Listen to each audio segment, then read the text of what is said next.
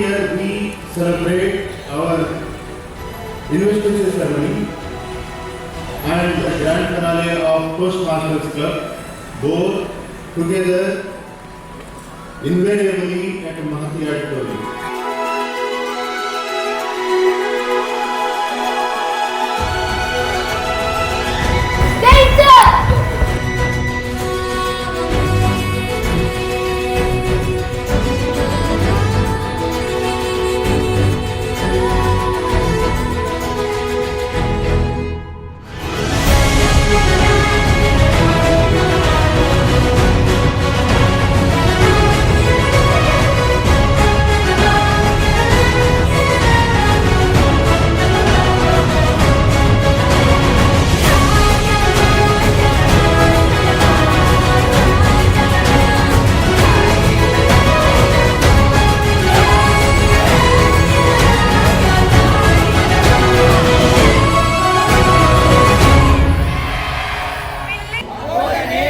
Traditions, rules, and expectations of our school. Most happiest day.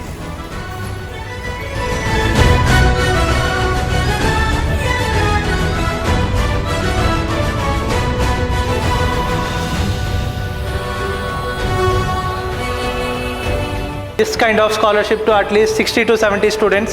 Ensure all of you achieve it. Okay? Understood? Thank you so much, sir. Your words, thoughts, and your vision, it always motivates us, and it will be giving us boost to move forward with greater responsibility.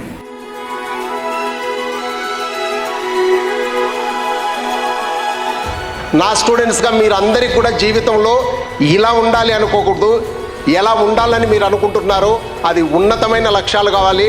ఆ లక్ష్యాన్ని చేరుకునే వైపు ప్రతిరోజు మీ ప్రయత్నం, మీ ఆలోచన ఉండాలి, మీ ప్రయత్నం ఉండాలి.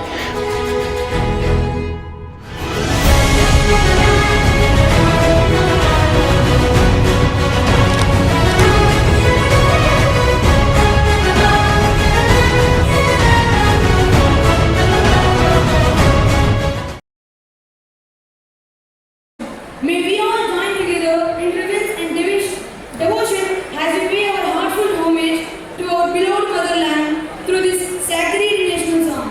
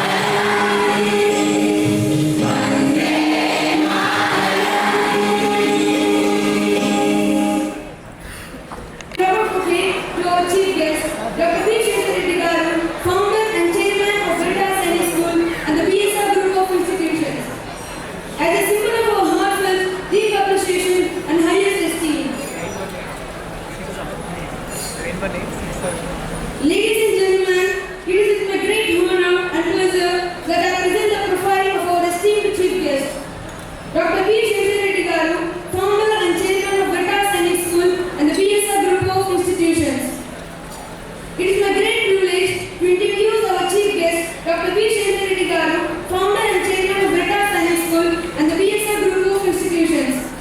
An accomplished educationist, army veteran, visionary leader, Dr. 𝙤𝙤𝙤𝙧𝙪𝙨 garu served the Indian Army with distinction before dedicating his life nation building through education, inspired by the values of discipline, leadership, and service. He founded the Investiture Ceremony, which has guided thousands of aspirants towards successful careers in the armed forces and various states and central government services. Driven by the vision of nurturing future-ready leaders, he established Veritas Sainik School, one of the South India's pioneering private Sainik schools. Under his dynamic leadership, the institution has evolved into a center of excellence, seamlessly integrating academic rigor with military discipline, character formation, leadership, and patriotism. A passionate philanthropist and education reformer, Dr. 𝙤𝙤𝙤𝙧𝙪𝙨 garu firmly believes that every child possesses immense potential. Through his unwavering commitment to empowering young minds culturally, those from rural communities, he continues to inspire generations to live with integrity, courage, and enduring spirit of service to the nation.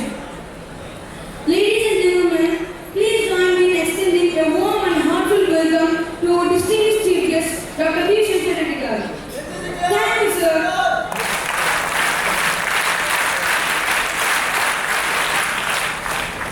Thank you, sir, for your gracious accepting our invitation. Your inspiring presence is a source of immense pride and privilege for all of us. To formally welcome the gathering and set the tone for today's proceedings, it's a proud privilege to invite our esteemed principal, Dr. 𝑃𝑟 sir, to address the gathering. Jai everyone.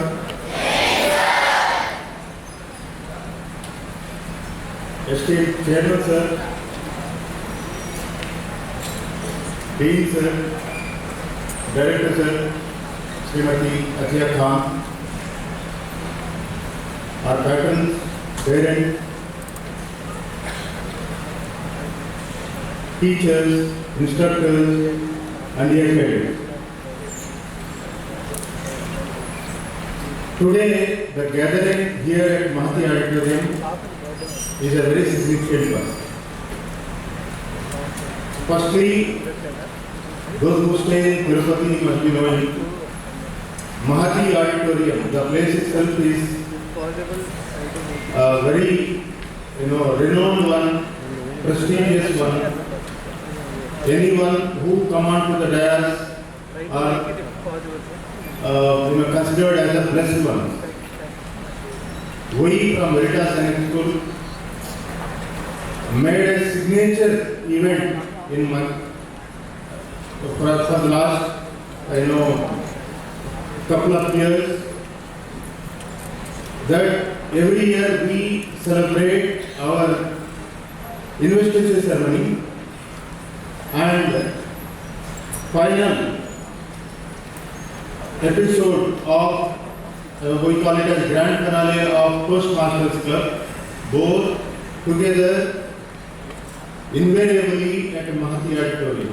That is the first and foremost significant event of the academic year. But however, due to various reasons, the one which we have to celebrate, supposed to be celebrated in the month of June, we have postponed it to July. Today we are here for that purpose. For the benefit of those cadets who joined the school recently, and for the benefit of all our parents and other members, I want to tell you brief introduction about what is this Toastmasters or what is this Investiture Ceremony.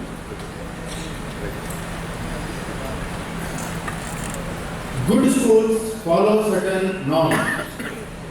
Of course, the aim and objective of any good school is the all-round development of all the cadets, all the children who study in that school. When we tag ourselves as Sainik School, when we got affiliated under Sainik School Society as a school established in the similar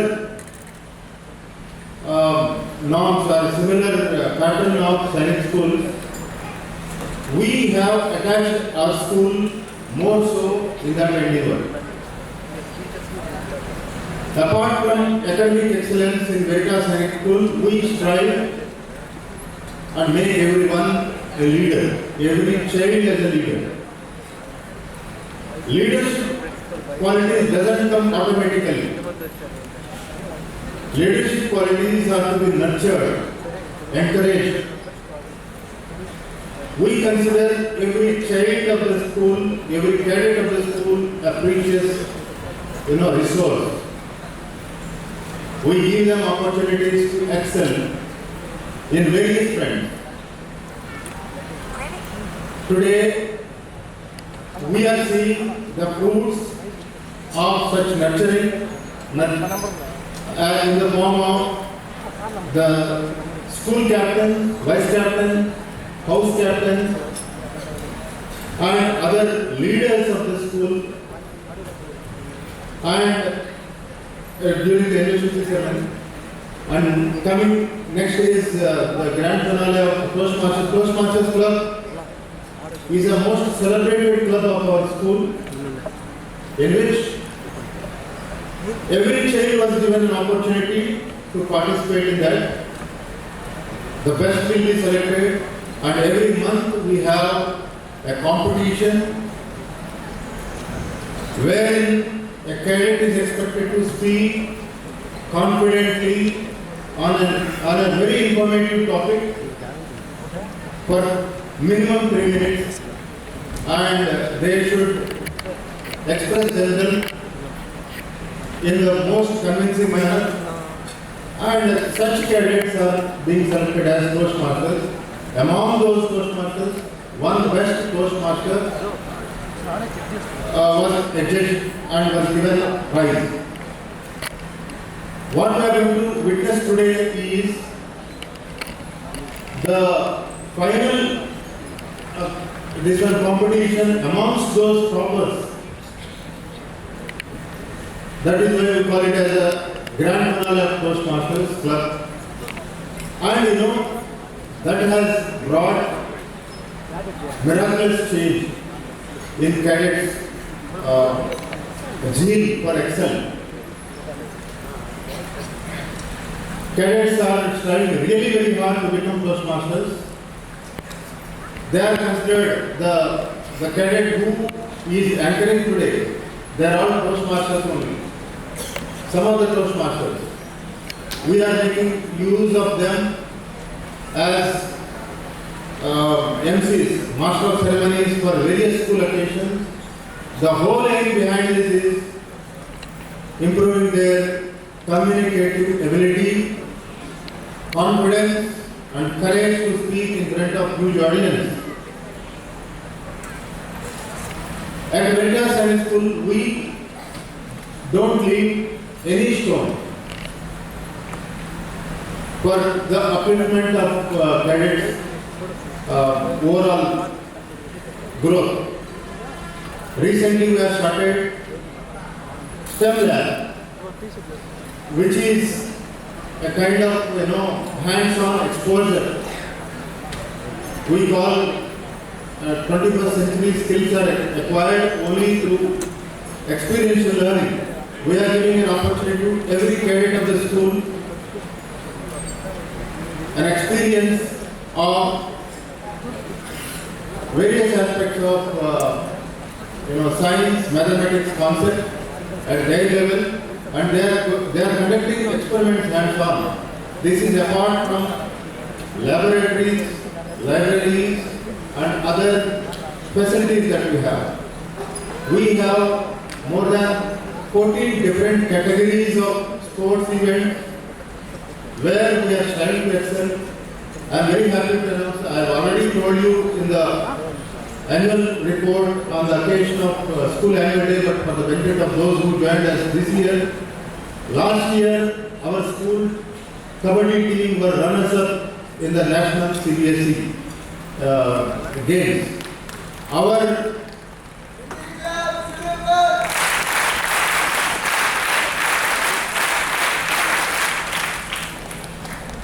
Every child was given an opportunity to choose a sport and excel in that sport.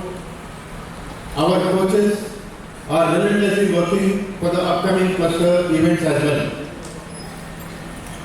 For the hostel cadets, we have regular trekking, hiking to nearby hills, cross countries on Sundays, and for the benefit of everybody, we are opening even for the day scholars also. Day scholars also can join on Sunday hiking and cross country. These are the simple events, and the outcome is today's Investiture Ceremony. The leaders of this academic year 2026-27 are being selected through a rigorous process. There was huge competition. I want to become captain. I want to become house captain. I want to become vice captain of the house. School education. Cadets have initiated, but the process was really stringent and strict. I heartily thank our Dean Sir for his excellent guidance in the process, and the process is so rigorous that they are being checked for their adaptability, leadership qualities, command and control, communication, and more so their dedication for their work. We have Investiture Ceremony coming ahead, and after that the Toastmasters competition. I thank each and every one of the staff members, teachers, instructors from NCC who has contributed for this grand finale and for this grand function. And I want to assure on behalf of the entire staff to the parents and the cadets that we are committed lot. Parents, your children are in very safe hands. We are definitely there for their overall personality development. With this brief introduction, I thank each and everyone. Thank you, Jai Hind. The next program will continue.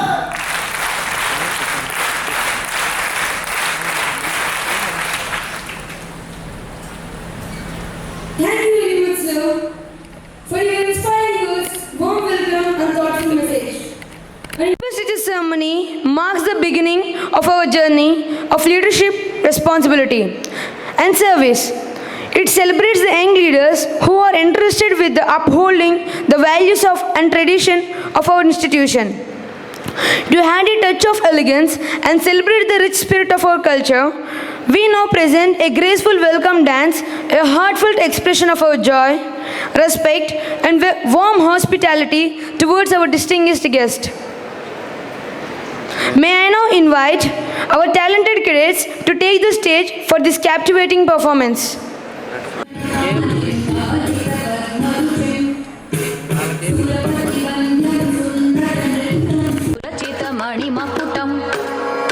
प्रणमत देहं प्रकटिततालं षड्गिरितालमिदं तत्तत् षड्गिरितालमिदं तत्तत् षड्गिरितालमिदम्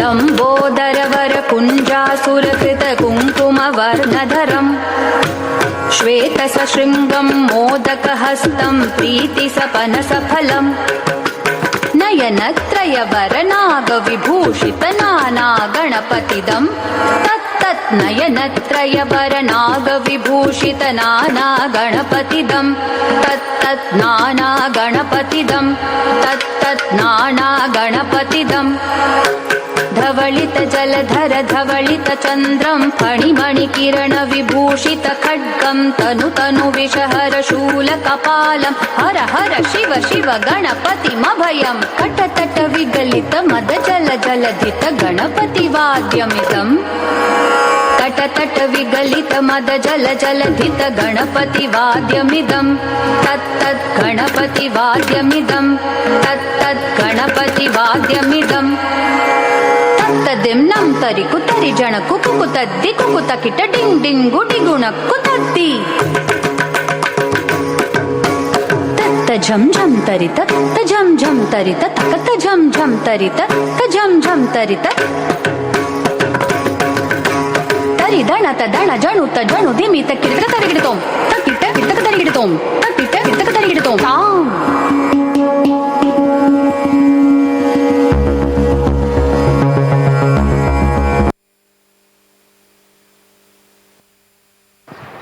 NCC club शुरू कर।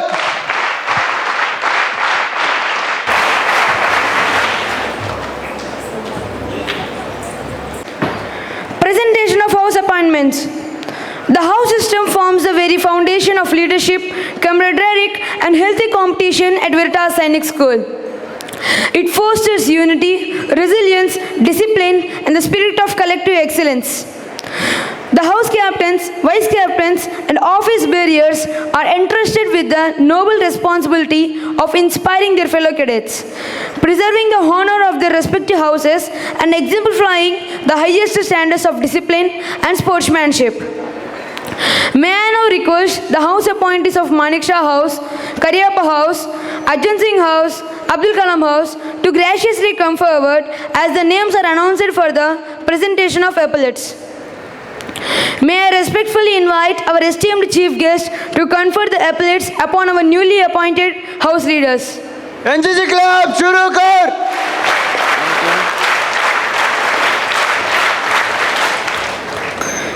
Cadet B, Netra Reddy, Grade 2, Sub-Junior Vice Captain. NCC club शुरू कर।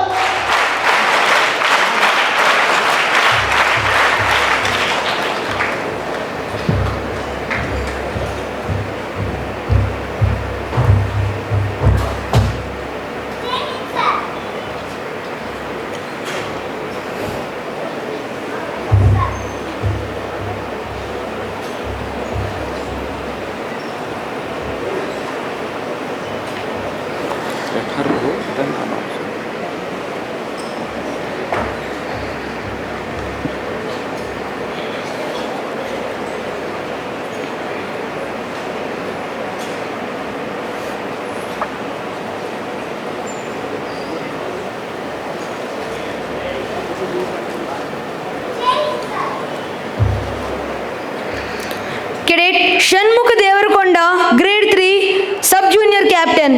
NCC club शुरू कर।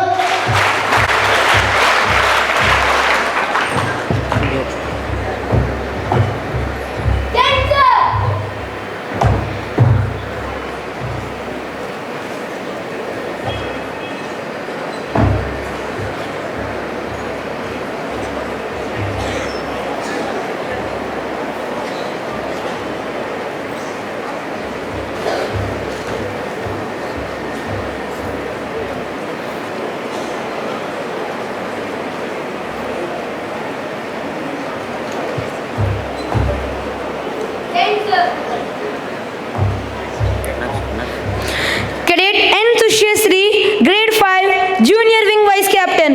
NCC club शुरू कर।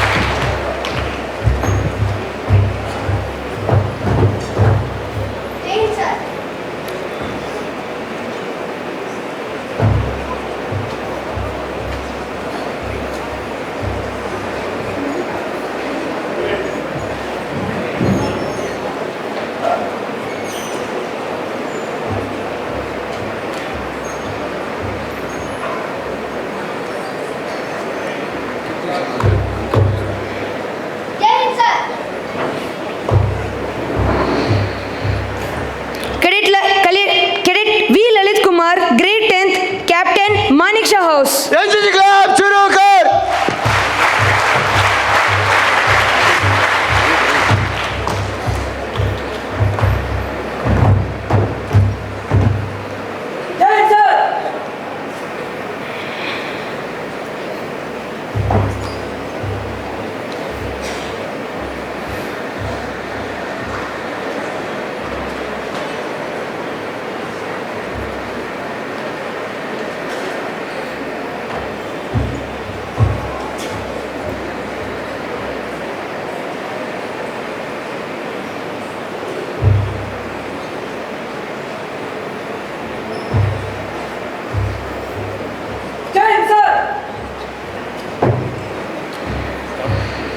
Cadet S. 𝙤𝙤𝙩𝙧𝙪𝙨, Grade 9th, Vice Captain 𝙤𝙤𝙧𝙪𝙨. NCC club शुरू कर।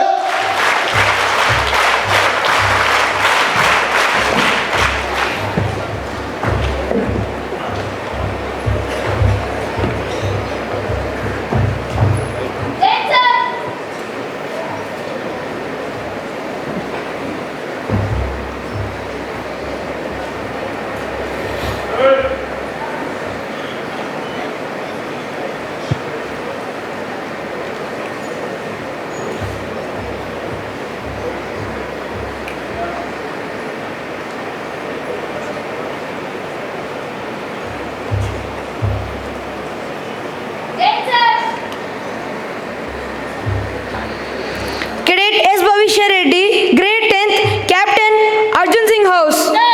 एनसीसी क्लब शुरू कर।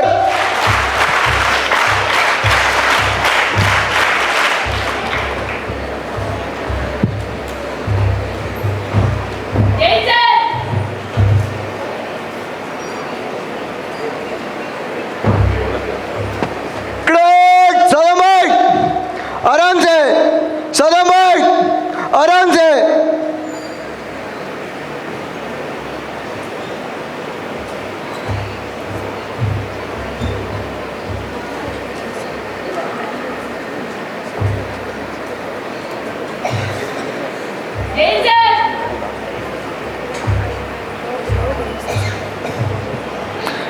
Cadet नागिनेनी अश्वदीश्वर, Grade 9th, Vice Captain Cariappa House. NCC club शुरू कर।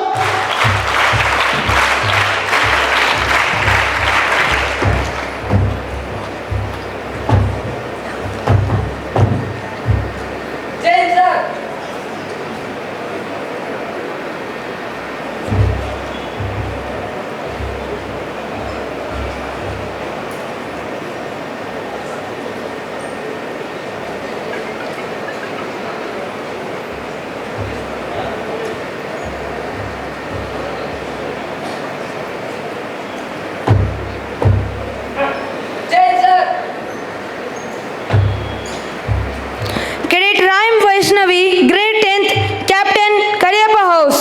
एनसीसी क्लब शुरू कर।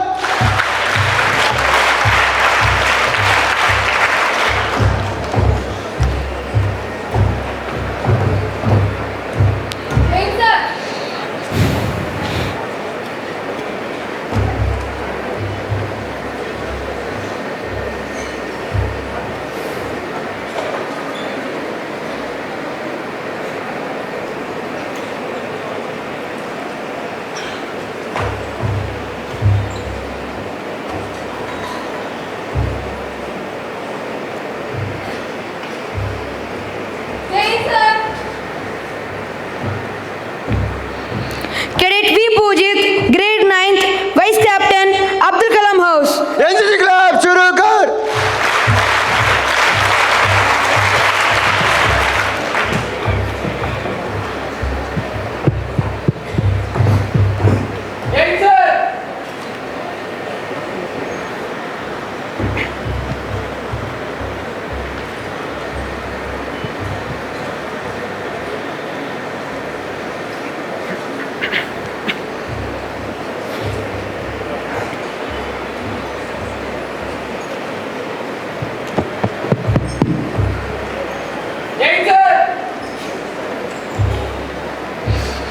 Cadet Sadhu Gagandeep, Grade 10th, Captain Abdul Kalam House.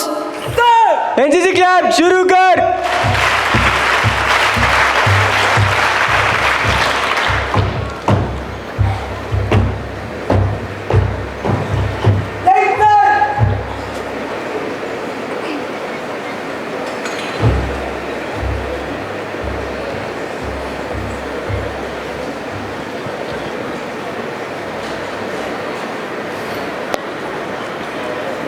award next school. Confer and appoint. Okay.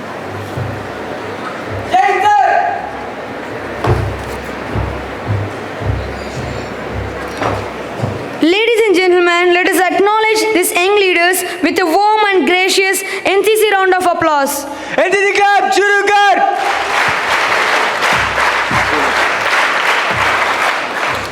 School appointments. Leadership at the school level demands vision, wisdom, compassion, and unwavering commitment to excellence. The cadets who stand before us today have distinguished themselves through exemplary conduct, academic merit, discipline, and dedication to the values cherished by Veritas Sainik School. May I now request the school adjutant, school band captain, sports captain, school vice captain, school captain, confer, and all other school appointees to kindly step forward for the presentation of epaulets. May I request our esteemed chief guest to confer our cadet leaders with the insignia of office. Cadet Ananya Gundlapalli, grade 8, school adjutant. NCC club शुरू कर.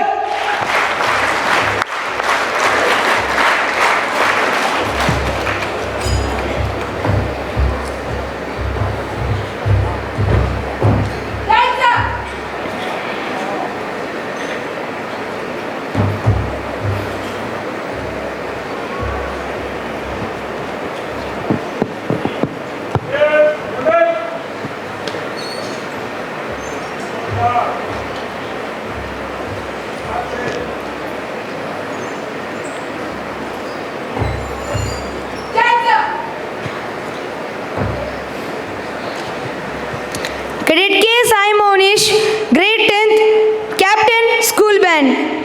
NCC club शुरू कर.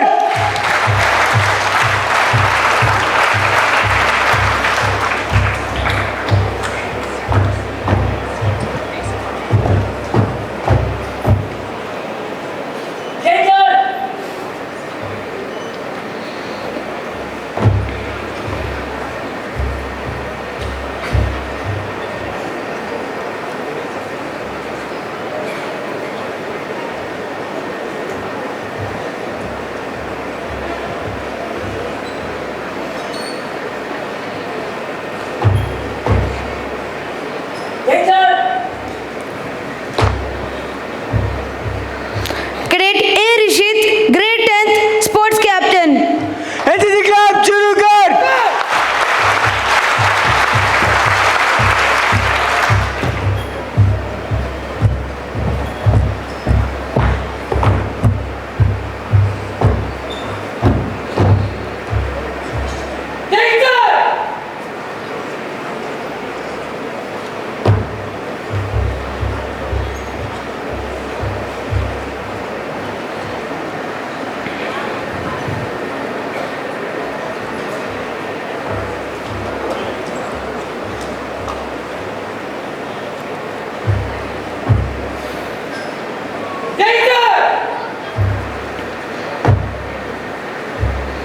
Cadet Kodur Venkata Raghavan, grade 9th, school vice captain. NCC club शुरू कर.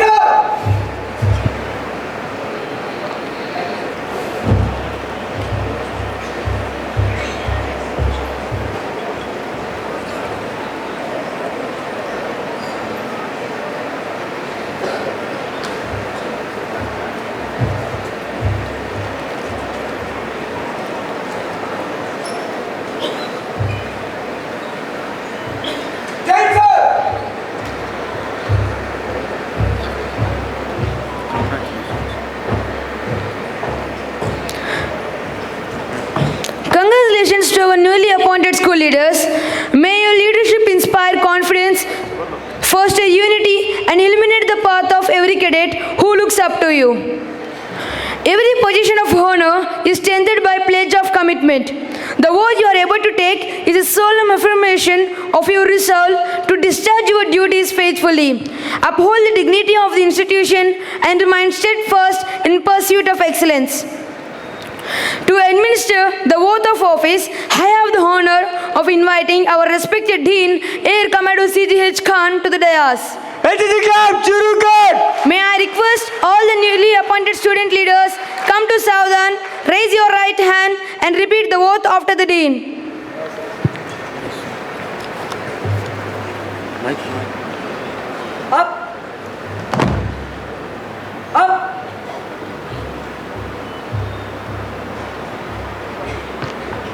School. Silent back.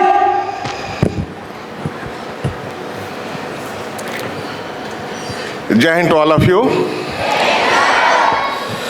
At the outset, heartiest congratulations to all the new appointees. I shall be now administering the oath. To brief you, when I say I, you must say cadet so and so. When I say as, you please call out your appointment. Then after that, continue to repeat with me. I, as of Veritas Sainik School, loudly please, pledge to show respect and mutual understanding with every cadet and members of the faculty. I will represent and serve my fellow cadets and set an example in all aspects of school life. I shall uphold the name, traditions, rules, and expectations of our school.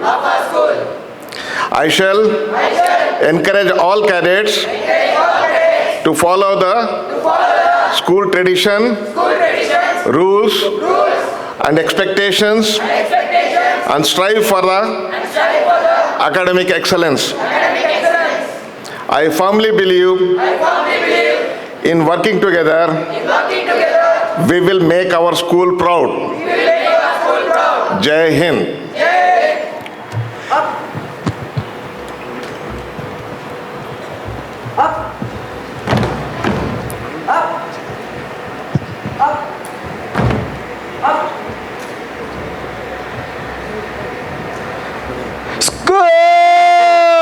आराम से. Thank you very much, sir. Ladies and gentlemen, we shall now take a short break of 15 minutes. We kindly request everyone to reassemble in the venue promptly as we will resume with the most awaited segment of the day, the Toastmasters Grand Finale. Your timely presence will be greatly appreciated. Thank you, Jai Hind. We gathered not just for a grand finale, but to celebrate a journey of growth and transformation. Last year, under the visionary leadership of our esteemed chairman, the Little Toastmaster program was launched to empower every Sainik School cadet with confidence, courage, and leadership. The goal of this program is to develop effective communication, public speaking skill, self-expression, and leadership qualities in our young cadets. While the purpose is to help them to grow into disciplined, confident, and responsible future leaders who can speak with clarity, think with purpose, and act with integrity. It began with 43 enthusiastic cadets through 8 enriching episodes.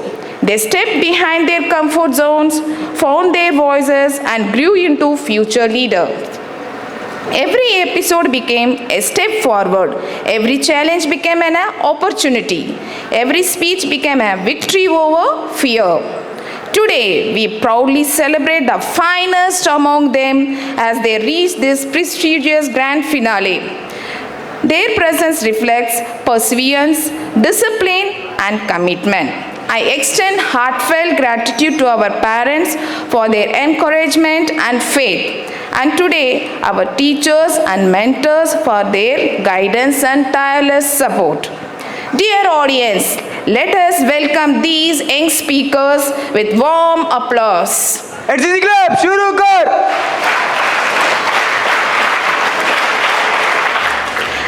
And celebrate their confidence and character and courage. Remember, they are from LKG to grade 3. May this auditorium be filled with enthusiasm, inspiration, confidence and hope. With pride and gratitude, I welcome you all to the Little Toastmaster Grand Finale 2025 to 26. Here he is, ready.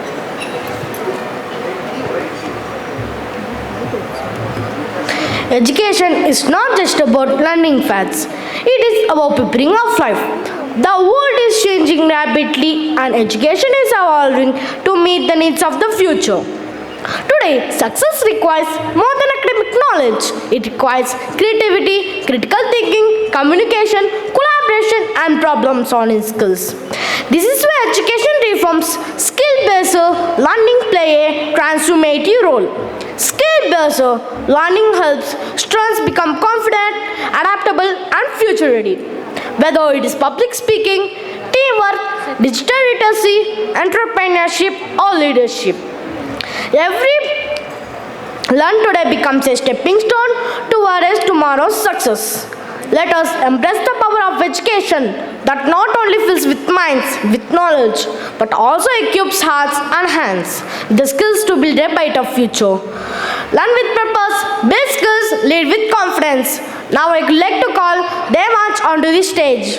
HCC Club, shuru kar!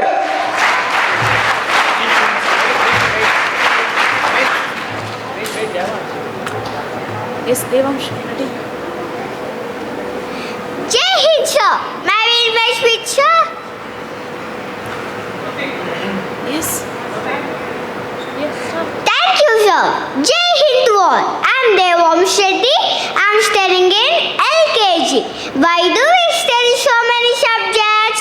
Both still feel unprepared for real life. Today I am here to speak about something exciting. Title: Education Reform and Skill-Based Learning. We study to pass exam, not to face like. But today education is changing. Now schools are teaching the skills. Skills like communication, creativity, teamwork and confidence. Instead of only reading books, speaking on stage, doing activities, solving real life problems, learning by doing. It's called skill-based learning. Because in real life, marks may get changed on, but skills help you succeed. New education reform are helping students become thinkers, not just memorizers, leaders, not just followers, creators, not just learners. So dear friends, I would like to conclude that education is not just about what we know, it is about what we can do. So let us learn with passion, practice with confidence and grow with skills. So don't study to our marks, study to our knowledge, skills and success in life. Thank you and Jai Hind. HCC Club, shuru kar!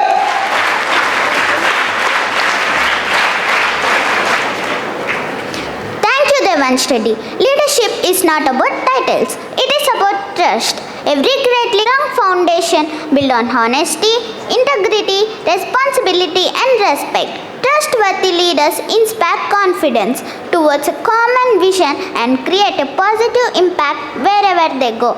When words align with actions, trust is earned. When trust is earned, leadership becomes powerful. Join us as we explore the qualities that transform ordinary individuals into extraordinary leaders.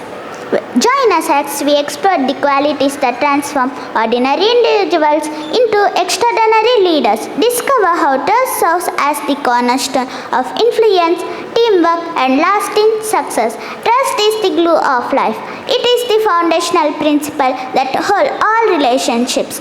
Now I would like to call my co-cadet 𝙀𝙤𝙤𝙧𝙪𝙨 onto the stage. NCC club शुरू कर.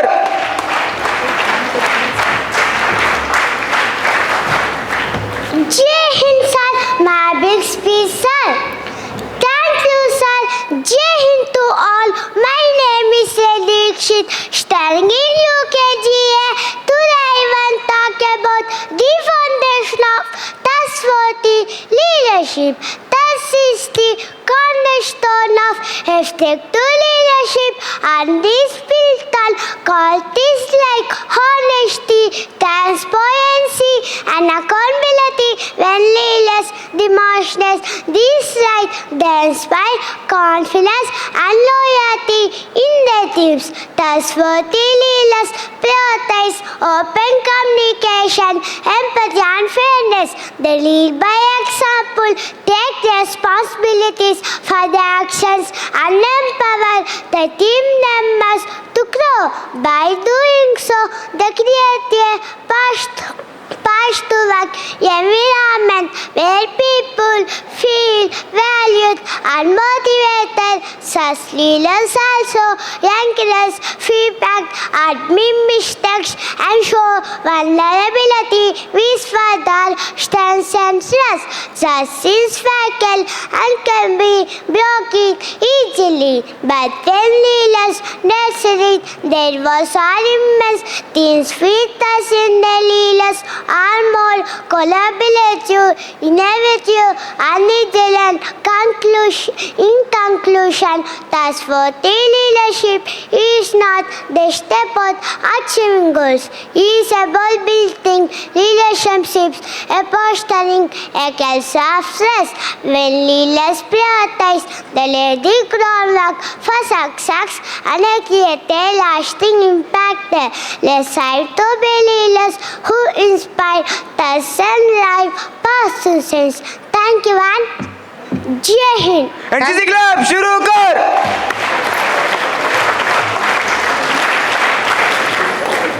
Thank you, 𝙀𝙤𝙤𝙧𝙪. The youth of today are leaders, peacemakers, and changemakers of tomorrow. Peace is not merely the absence of conflict, the presence of understanding, kindness, respect, and unity.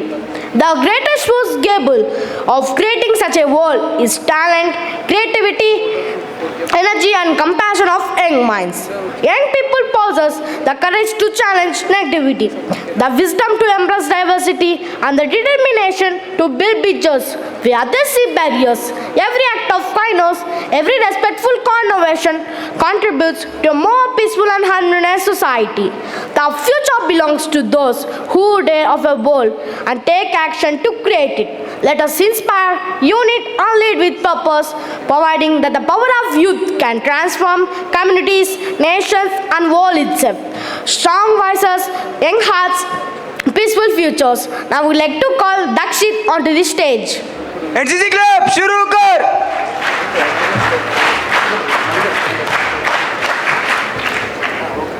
Jai Hind sir, permission to being sir. Thank you sir. Jai Hind to all. My name is 𝙀𝙀𝙧𝙪 of UKGA section. Today my topic is about the power of youth, building a peaceful world. When we hear the word peace, we often imagine world leaders signing agreement or nations resolving conflicts. But peace does not begin in conferences. Peace begins in minds and hearts, and the greatest power to shape those minds is with the youth.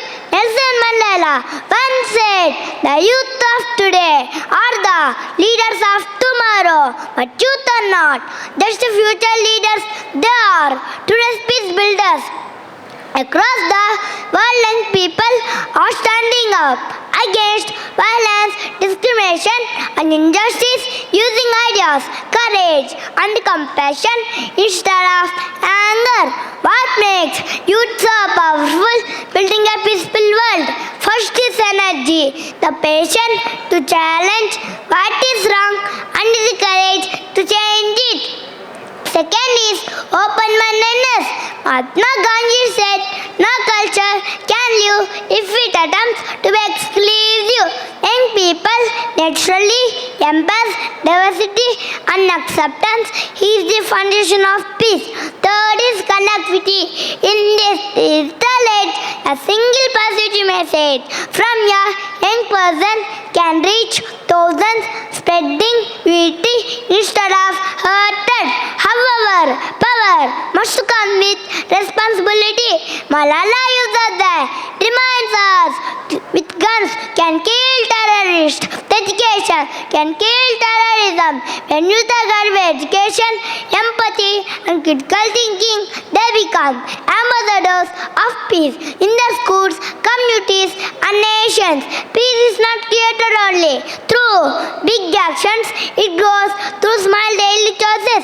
Choosing dialogue or argument, kindness or cruelty and understanding over judgment. In conclusion, a peaceful world, not a distant dream. It is a responsibility placed in the hands of today's youth. As Gandhi said, be the change wish to see in the world. Young people choose peace. The world has no choice but to follow. Let's empower the youth, touch the voices, guard the energy, because when you stand for peace, the future stands for strong. Thank you and Jai Hind. NCC Club, shuru kar! Imagine a world where vehicles move silently, air is clear, and environment is healthier for future generations. This vision is becoming a reality through the rise of electric vehicles and India's commitment to cleaner energy. India is embracing innovative technologies, reduce pollution, conserve natural resources, and promote sustainability developments. By learning about renewable energy, environmental conservation, and sustainability living today, today's children becomes tomorrow's innovators, scientists, and engineers who will shape the greenery nation. Together, let us strive towards the future powered by innovation, technology, and environmental responsibilities. Now I would like to call my co-cadet 𝙇𝙤𝙠 onto the stage. NCC Club, shuru kar!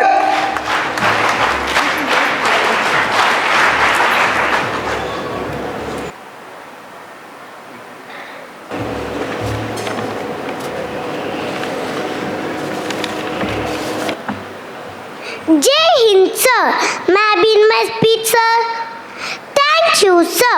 Jai Hind to everyone. I am Investiture of UKG Bishop. Today I am going to talk about electric vehicles and India's clean energy push. Friends, we all use vehicles like cars, bikes, buses and autos. Many vehicles use petrol and diesel. Petrol and diesel make smoke. The smoke makes the air dirty. The dirty air is bad for our health and our earth. So India is using electric vehicles, also called green vehicles. Electric vehicles run on electricity. They do not make smoke. They are clean, safe and good for our nature. Today we are seeing electric cars, electric scooters, electric buses on the roads. India is also using clean energy like solar energy and wind energy. Solar energy comes from the sun and wind energy comes from the wind. These energies are clean and help to keep our earth happy. Our government is helping people to use electric vehicles. They are building charging stations to charge electric vehicles. Conclusion: we should also do small things to help our earth. We should plant more trees. We should save water. Should use less plastic. These small steps make a big difference. So friends, electric vehicles and clean energy help us keep the air clean, safe, clear, and protect our earth. Let's promise to use clean energy, love our nature, and make India clean and green.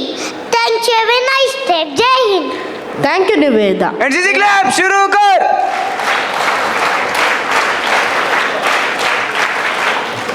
Goal! School. Slogan बैठ. आराम से. When women rise, nation will prosper. The strength of a nation is measured not only by its economy or technology, but also by the opportunities it provides to every citizen. As India moves toward a fully becoming lovable nation, one powerful is leading the way. It's women. From classroom to boardroom, from scientific libraries to sports areas, from villages to space missions, Indian women are breaking barriers, creating opportunities and inspiring generations. Their leadership, innovation, resilience and the determination are driving progress in every sector of society. When girls are educated, when women are empowered, and equal opportunities are provided, families flourish, communities thrive, and the whole country advances towards sustainable development. Let us celebrate the achievements of women, support their dreams, and work together to create an India where talent, dedication, and leadership know no boundaries. Now welcome Netra Reddy onto the stage. NCC Club शुरू कर.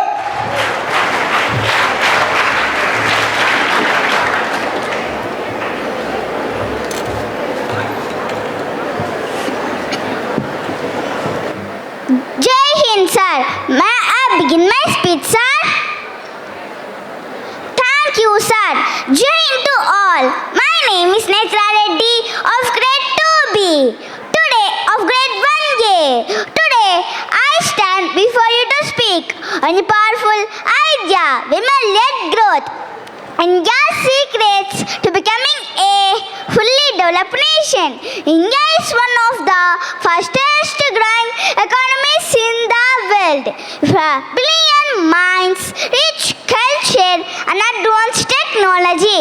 But there is one key force that can truly unlock India's full potential: the empowerment and leadership of women. Women make up almost half of India's population.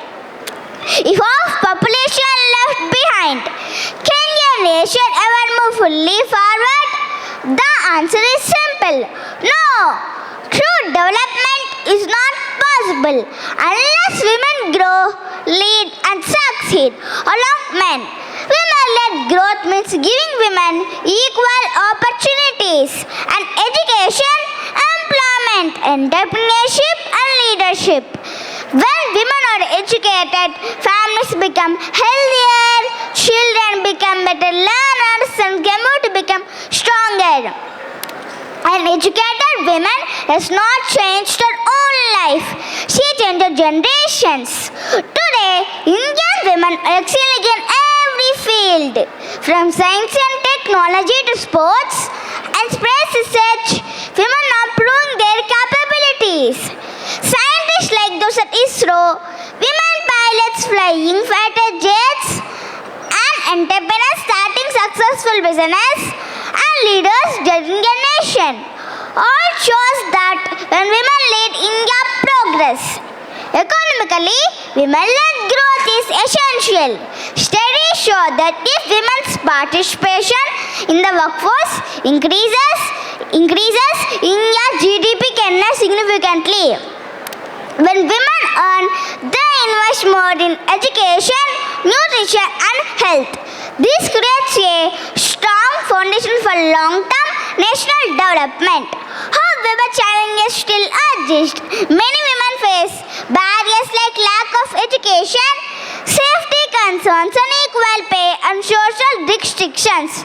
To become a fully developed nation, India must break these barriers. We must ensure equal education for girls, safe workplaces, respect and equal opportunities. Government initiatives such as Beti Bachao, Beti Padhao, self-help groups and women entrepreneurship schemes are steps in the right direction. But real change begins not just with policies, but with mindsets in homes, schools and society. As students and young citizens, we also have a responsibility. We must respect women, support equality and believe that leadership has no gender. A developed India is not where only men succeed, but where everyone has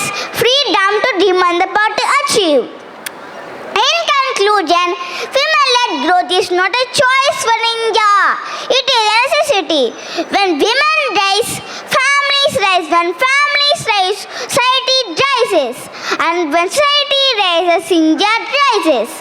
Let us dream of an India where daughters and sons grow with equal hopes, equal rights and equal opportunities.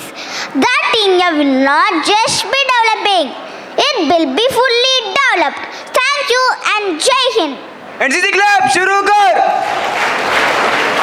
School. Southern bed. आराम से.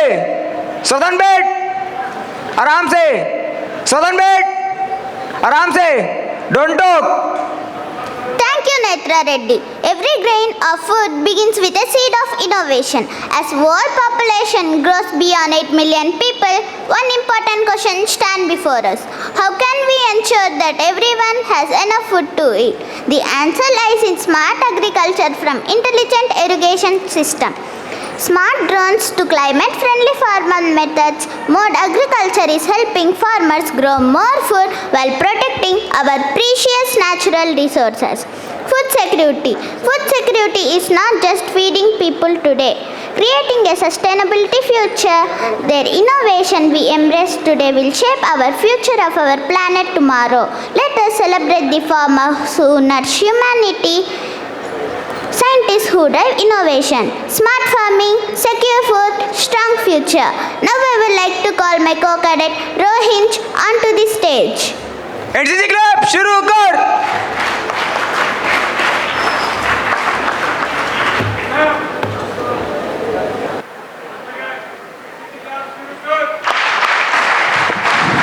Jai Hind to all. My name is Rohinj of grade 2B. Today I would like to speak on a topic that affects every human being on this planet: smart agriculture and food security for 8 billion people. The world's population has crossed 8 billion, and with this growth comes a serious challenge.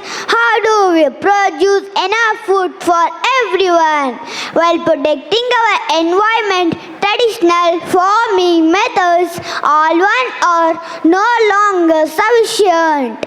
This is where smart agriculture becomes the key to our future. Smart agriculture means using technology, innovation, and scientific methods to increase crop production efficiently and sustainably. It includes tools like precision farming drones, sensors, artificial intelligence, soil testing, weather forecasting, and modern irrigation systems. These technologies help farmers use less water, fewer chemicals, and less land while producing more food. Food security does not mean just having food today. It means ensuring that all people at all times have access to sufficient, safe, and nutritious food. Climate change, unpredictable rainfalls, soil degradation, and rising costs are threatening food security worldwide. Smart agriculture helps farmers adapt to these challenges by providing real-time information and better decision making. For example, drip irrigation and sprinkler systems save water. Soil sensors tell farmers exactly when crops need nutrients, and weather apps help them plan sowing and harvesting.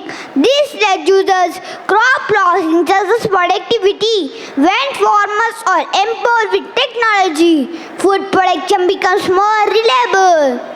In countries like India, where agriculture supports millions of livelihoods, smart farming is especially important. With limited land and water resources, we must produce more food sustainably. Government initiatives, agricultural research, and digital platforms are helping farmers adapt modern practices and improve their income. However, technology alone is not enough.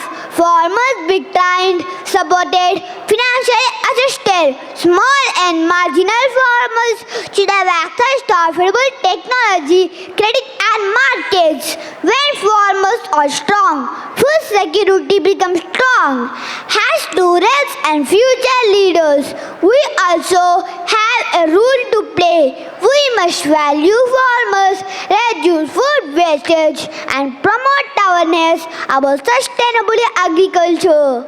Every grand step toward feeding the world.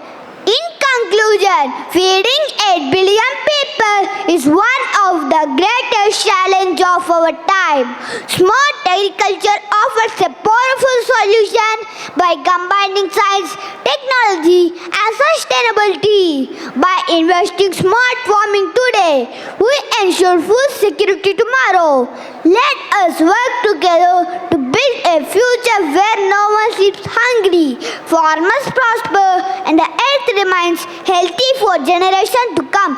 Thank you and Jai Hind. NCC Club, shuru kar!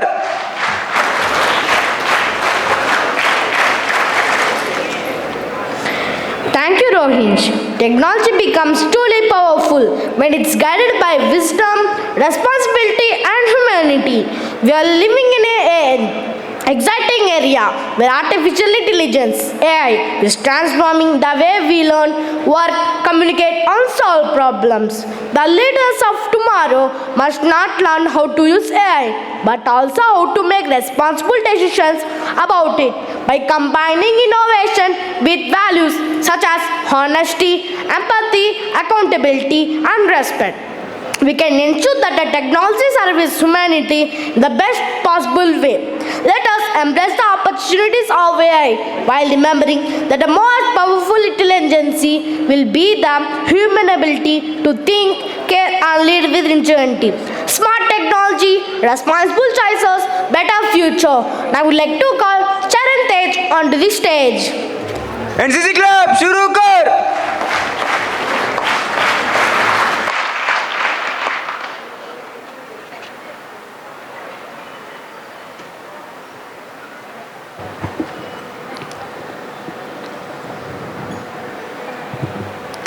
Jain sir, permission to begin sir. Thank you sir. Jain to all. I am Charan from grade 3. Today I am here to speak on a very exciting topic, AI growth and responsibility. AI or artificial intelligence is like a super brain that humans are built for machines. It helps computers learn, think and solve problems just like we do. But also, AI grows bigger every day. We must ask ourselves, how do we use this power to make the world a better place? The superpowers of AI. First, let's look how AI is helping our world to reach new heights. A personal tutor. AI knows exactly what we find hard in maths or English and help us practice until we are experts, saving our planet. AI can track pollution and help scientists to find ways to protect our forests and oceans. Checking the truth. Sometimes AI can be confused and makes up fake news, so we should check our facts with our teachers or books. The real world balance. Talking to AI is cool, but it not replace playing with friends outside, so we should not become over-dependent on machines. Helping doctors. AI can look X-ray faster than the humans and find sickness earlier and save millions of lives. The rules and responsibility. But this great power comes great responsibility. Here are the things we must watch out for. The brain was so short. AI has a fast brain and it has no heart. It cannot feel kindness or love, so we must never let machines make their moral choice. The lazy trap. AI is a tool that helps us not to do our homework for us. If we don't use our own brain, they don't grow strong. Fairness for all. Sometimes AI can be based or unfair if it's not programmed correctly. We must ensure that technology treats everyone equally. In conclusion, AI grows, doors are opening, thought possible, but technology is not enough. It must be guided by human values like honesty and respect. Let's be the generation that uses our smart brains and kind hearts to serve and wave AI towards a happier, smarter and safer future for everyone. Thank you and Jai Hind. NCC Club, shuru kar!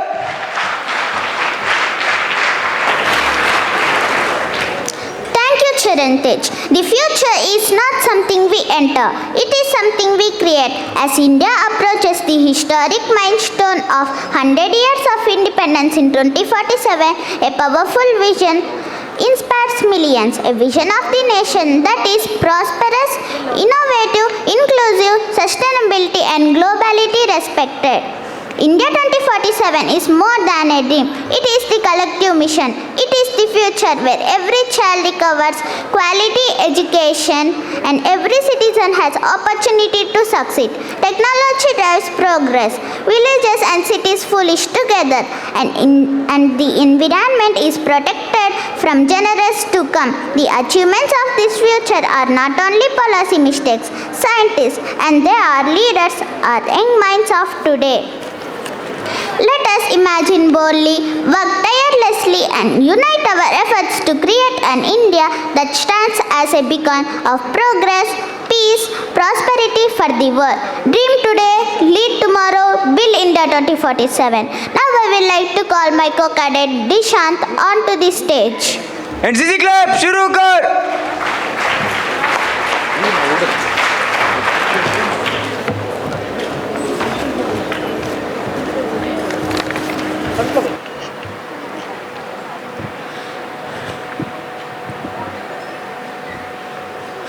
Jai Hind sir. Permission to begin sir? Thank you sir. Jai Hind to all. My name is 𝙇𝙤𝙬𝙧𝙪 from grade 2. Today I feel proud to speak on the topic India 2047, a vision of a fully developed nation.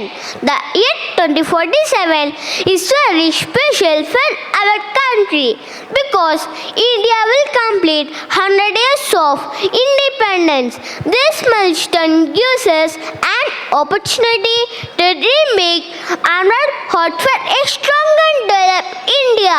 A fully developed nation means more than tall buildings and advanced technology. It means a country where every citizen has equal opportunities, quality education, good health care and a safe environment. By 2047, India aims to become a nation that is economically strong, socially equal and environmentally sustainable.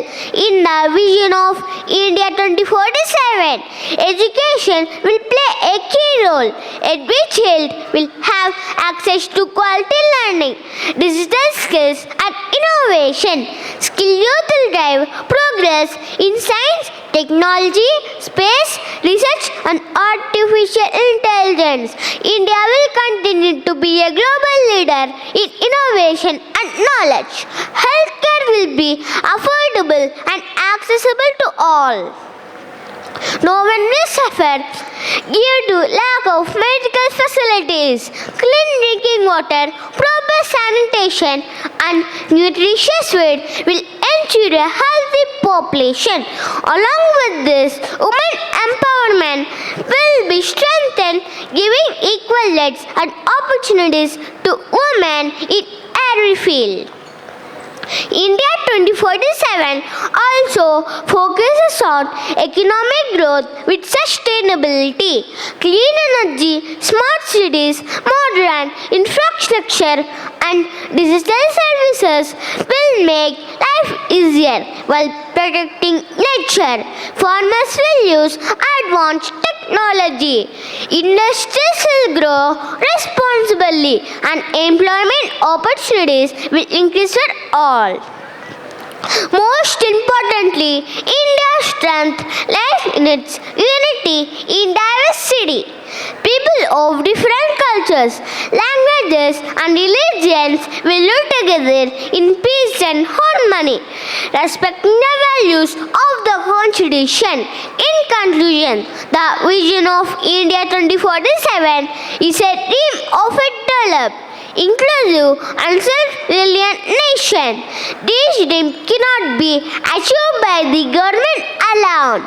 Each one of us, especially the youth, has a responsibility to work with dedication, discipline and honesty. If we follow the path of knowledge, unity and innovation, India will surely emerge as a fully developed nation by 2047. Let us all contribute to building the India of our dreams. Thank you and Jai Hind. NCC Club, shuru kar!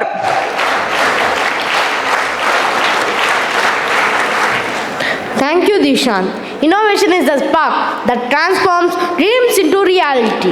India is witnessing a remarkable transformation powered by technology, creativity and entrepreneurship. From groundbreaking digital solutions to world-class upstarts, the nation is emerging as a global hub of innovation and opportunities. Across the country, young entrepreneurs are turning ideas into successful ventures, solving real-world problems, creating jobs and contributes to economic growth. The journey toward global leadership is driven not only by its technology but also by the courage to dream, the determination to innovate and the willingness to take responsibility for creating a better future. Every great job starts with a simple idea and a vision to make a difference. Together we can build an India that leads the world through knowledge, technology and excellence. Innovate today, inspire tomorrow, lead the world. Now I'd like to call Sri Harshad onto the stage. NCC Club, shuru kar!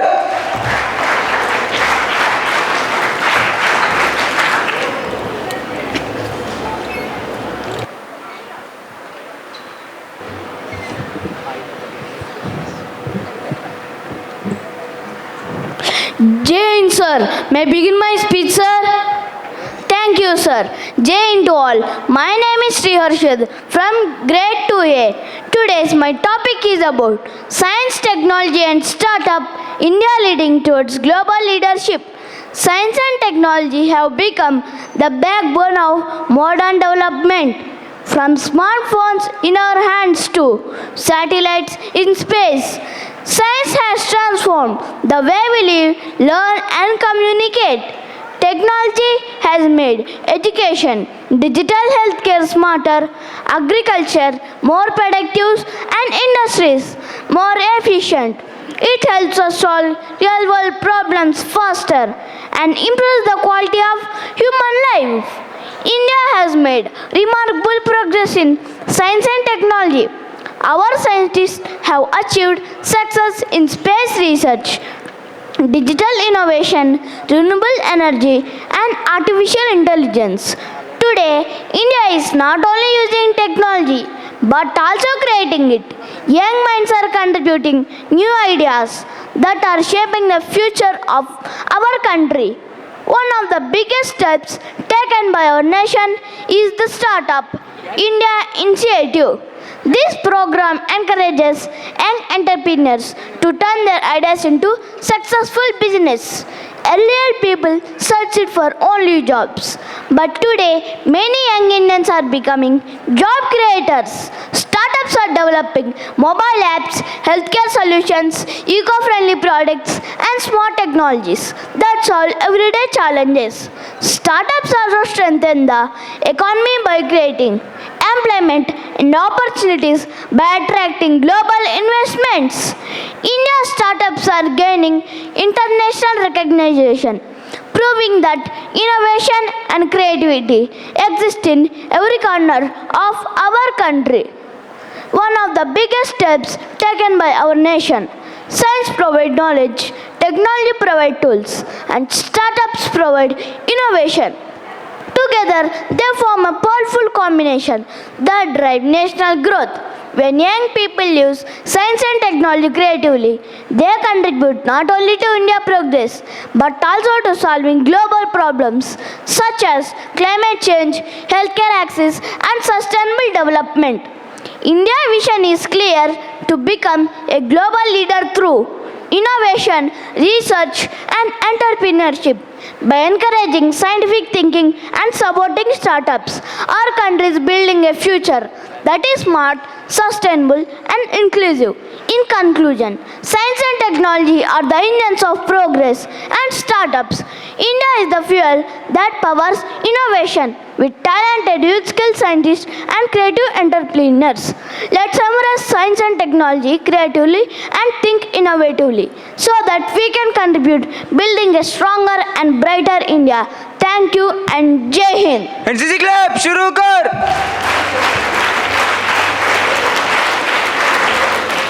Thank you, 𝙨𝙬𝙩𝙧𝙪, where technology is advancing faster than ever before. At the heart of this transformation is artificial intelligence, a powerful tool that is changing the way we learn, communicate, work, and solve problems. AI is opening doors to opportunities that once seemed impossible. It is becoming an important partner in building a smarter, safer, and more connected world. The greatest innovation will come from those who combine with intelligence with integrity and progress with purpose. Let us embrace the possibilities of the future, nurture our curiosity, and prepare ourselves to become leaders in a world where humans' imagination and artificial intelligence work together to create positive change. Think smart, lead wisely, shape the future. Now I would like to call my co-cadet 𝘾𝙤𝙤𝙧𝙪𝙨 onto the stage. NCC Club!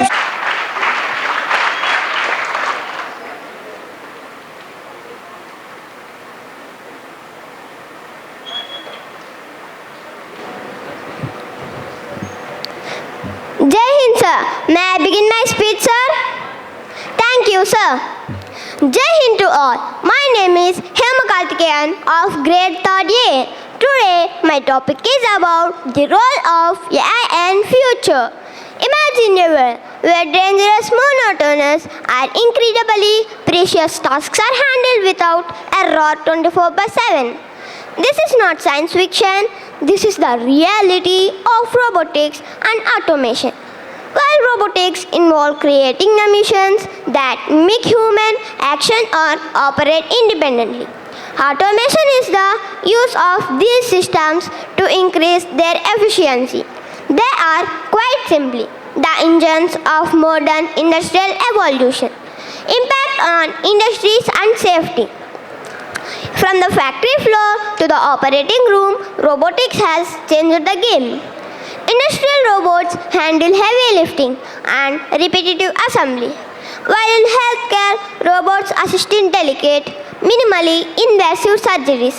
Perhaps most importantly, these technologies thrive in environment too dangerous for humans, such as bomb detection, radioactive material handling, or exploring deep sea and space environments. The role of AI and future trends. Modern robots are becoming smarter. By marrying robotics with artificial intelligence, AI and machine learning, we are moving beyond pre-programmed tasks to machines that can perceive their environment, learn and adapt. The future is bright with predictions suggesting the robotics with artificial intelligence. The industry will grow to $568 billion 2030 by transforming agricultural, logistics and service sectors. Economic challenges and workforce transition. While the benefits of automation are undeniable, this technological shift also presents significant economic challenge. In conclusion, the goal of robotics is not to replace humanity, but to enhance our capabilities and improve our quality of life. As these technologies continue to advance, the key collaboration using robots to handle the routine, allowing humans to focus on creative and complex. The future of automation is here and it is reshaping our world for the better. Thank you and Jai Hind. NCC Club, shuru kar! In the digital world, knowledge is our strongest shield. We live in an age where technology connects us endless opportunities for learning, communication, and creativity. However, along these opportunities comes the responsibility of staying safe online. Cyber safety is about protecting ourselves, our personal information, and our digital identity.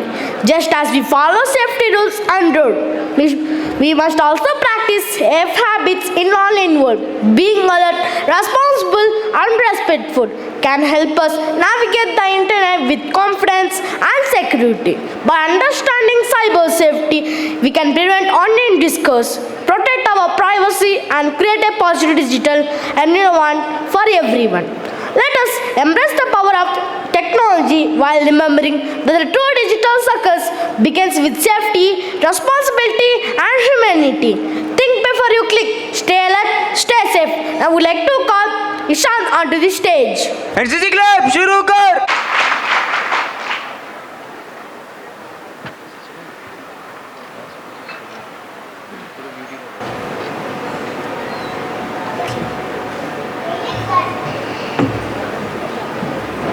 Jai Hind, sir. May I begin my speech, sir? Thank you, sir. Jai Hind to all. My name is Ishant of grade 4th B. Today's my speech is about cyber safety. Cyber safety and online privacy are essential in our digital age to protect against identity theft, scams, and harassment. By using strong, unique passwords, activating multi-factor authentication, and being cautious about sharing personal information, we can secure our digital lives. Protecting your digital footprint is everyone's responsibility. Navigating the digital world safety. Today's hyper-connected world, the internet is not just a tool, it is where will you work and socialize. However, this convenience brings risks. Cyber safety isn't just for IT professionals. It is a critical skill for everyone.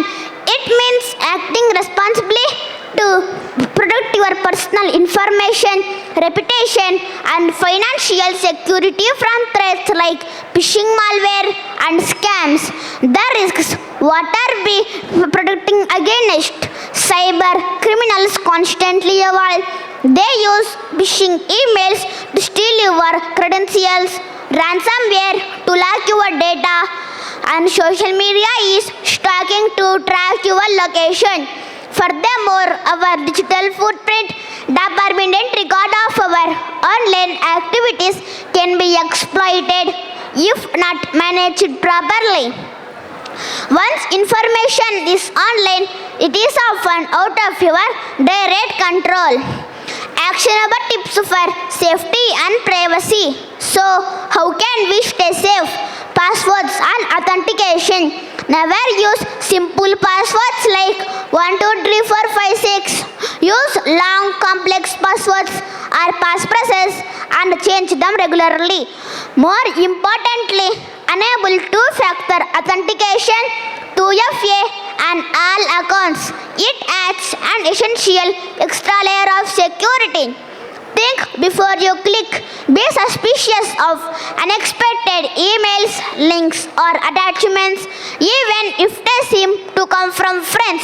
Phishing is designed to look legitimate. Social media privacy. Regularly review your privacy settings. Limit who can see your posts and personal details. Avoid sharing sensitive information like your home address, phone number, or travel plans while you are away. Secure connections. Avoid conducting sensitive transactions like banking on public Wi-Fi. if you must use a virtual private network (VPN). In conclusion, the digital world offers incredible opportunities, but we must be vigilant stewards of our own privacy by treating our digital security as seriously as we treat locking our front doors. We can enjoy the benefits of technology without becoming victims. Stay informed, stay cautious, and let's build a safer online community together. Thank you and Jai Hind. NCC Club, shuru kar! Of our school, whose ideals lead us to train cadets for competitions like Toastmasters. Sir, your gracious contribution of rupees 25,000 as a prize for today's Toastmasters Grand Finale is not merely a reward. It is a powerful encouragement that inspires our young speakers to dream bigger, strive harder, and lead with confidence. We assure you, sir, that the Toastmasters Club will continue to grow from strength to strength, reaching even greater heights in the years ahead, and fulfilling the vision you have always cherished for our cadets. Behind every confident speaker, there is someone who believes in their potential. We gratefully acknowledge our respected Dean Sir for his persistent guidance in adding value from time to time in all the 3 seasons, over 18 episodes, and in training close to 100 plus Toastmasters in our school. Thank you very much, sir. However, today, every finalist is already a winner. Now, let us all witness the remarkable performances of our finalists. As we listen to their speeches, let us also enrich our own understanding of the world through the current topics they present. The stage may close, but the confidence built here will echo for a lifetime. Keep speaking, keep growing, and keep inspiring. Thank you. Jai Hind. NCC Club, shuru kar! Every district of our country carries its own unique identity, its crafts, traditions, skills, and products passed down through generations. Our first speaker reminds us that even smallest local initiative can create a global impact, because greatness often has humble beginnings. Please join me in welcoming Cadet 𝙀𝙀 of Grade 5, who will speak on the topic, One District, One Product, Local Strength to Global Growth. Jain sir, permission to begin, sir? Thank you, sir. Jai Hind to respected dignitaries, coordinators, teachers, and my dear fellow cadets of Veritas Sainik School. Myself, 𝙀𝙀. I am from Grade 4B. Today I am going to very happy to stand before you and speak on an inspiring topic called One District, One Product, ODOP Initiative, a program designed to promote a specific product from each district and help it gain wider recognition in national and international markets. Imagine walking through a bustling marketplace where every product tells us the story of a place. A hand-woven silk saree reflects the skill of generations of artisans. A fragrant spice carries the identity of a particular region, and a beautifully carved handicraft represents the cultural heritage of a district. India is a land of immense diversity, where every region has its own traditional craft, agriculture specialty, or a unique product. For centuries, local communities have developed skills and industries that reflects on their culture, resources, and creativity. However, many of these traditional products have struggled to reach larger markets or gain national and global recognition. To address this challenge, the Government of India have launched One District, One Product, ODOP Initiative, a program designed to promote a specific product from each district and help it gain wider recognition in national and international markets. Why in the news? The One District, One Product initiative has gained renewed attention as the government continues to expand support for local industries under broader programs such as Vocal for Local, Make in India, and the promotion of exports. Several states have actively adopted the ODOP framework to encourage district-level specialization in agriculture, handicraft, textiles, and food products.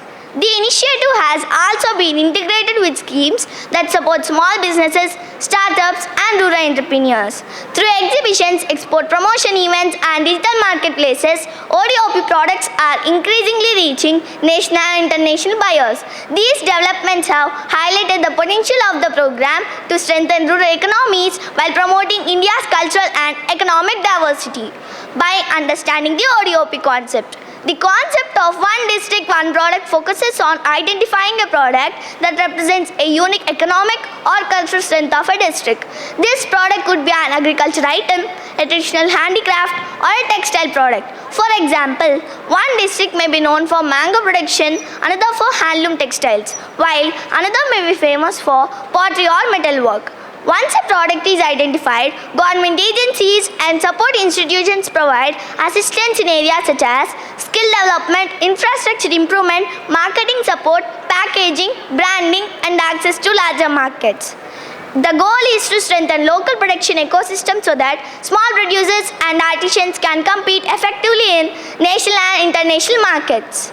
Why it matters? The uniqueness of the ODOP initiative can be significant, particularly for rural and semi-urban regions. The program creates employment opportunities and supports small-scale entrepreneurs.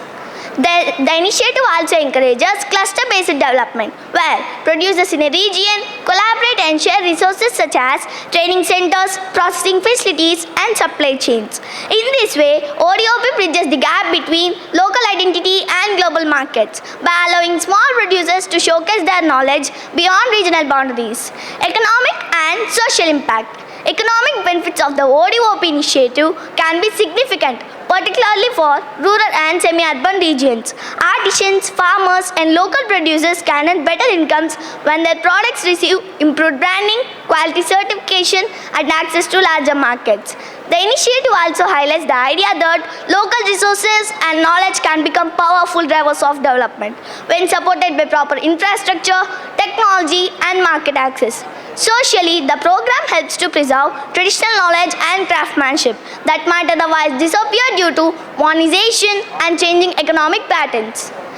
Cultural and global impact. India's cultural heritage is deeply connected to its traditional crafts and regional products. Handloom fabrics, handicrafts, spices, agriculture specialities, and artisanal goods all reflect centuries of cultural knowledge and creativity. By promoting district-specific product, ODOP helps to preserve this heritage while also introducing it to international markets. Future possibilities. Looking ahead, the success of the ODOP initiative will depend on continuous support in areas such as technology, digital marketing, logistics, and export promotion. Digital platforms and e-commerce marketplaces can play an important role in connecting local producers directly with national and international buyers. If implemented effectively, ODOP can transform districts into specialized economic hubs by encouraging innovation while preserving traditional knowledge and creativity. Closing and call to reflection. Friends, every region of India carries a unique story expressed through its crafts, agriculture specialties, and local products. These local products are not merely commodities. They represent culture, creativity, and hard work of communities across the country. The One District, One Product initiative reminds us that development does not always begin in large factories or metropolitan cities. Sometimes it begins in small workshops, village fields, and artisanal homes where generations of knowledge is passed down through skill and dedication. Because when a local talent receives the right support, it can carry the spirit of an entire district, even a nation, to the world. One district, one product, one identity. Local strengths to global growth. Thank you. Jai Hind. Your speech beautifully highlighted how empowering local talent can strengthen our nation's economy while preserving our cultural heritage. Indeed, every mighty oak was once a tiny acorn. Now, moving on to speech 2, Census 2027 and Nation Building. Effective planning begins with understanding people we serve behind. Behind every developmental policy and initiative lies some accurate information.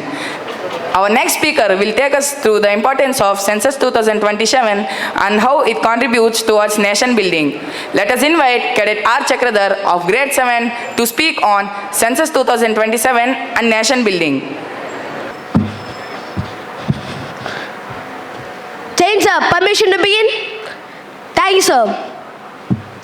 Jai Hind and pleasant morning to respected dignitaries, coordinators, teachers, parents and my dear cadets of Veritas Sainik School.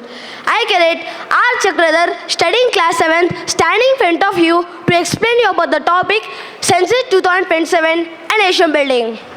Imagine that you're trying to run a country without knowing how many people live in it, where they do live, what languages they speak, what job they do, or what basic services they need.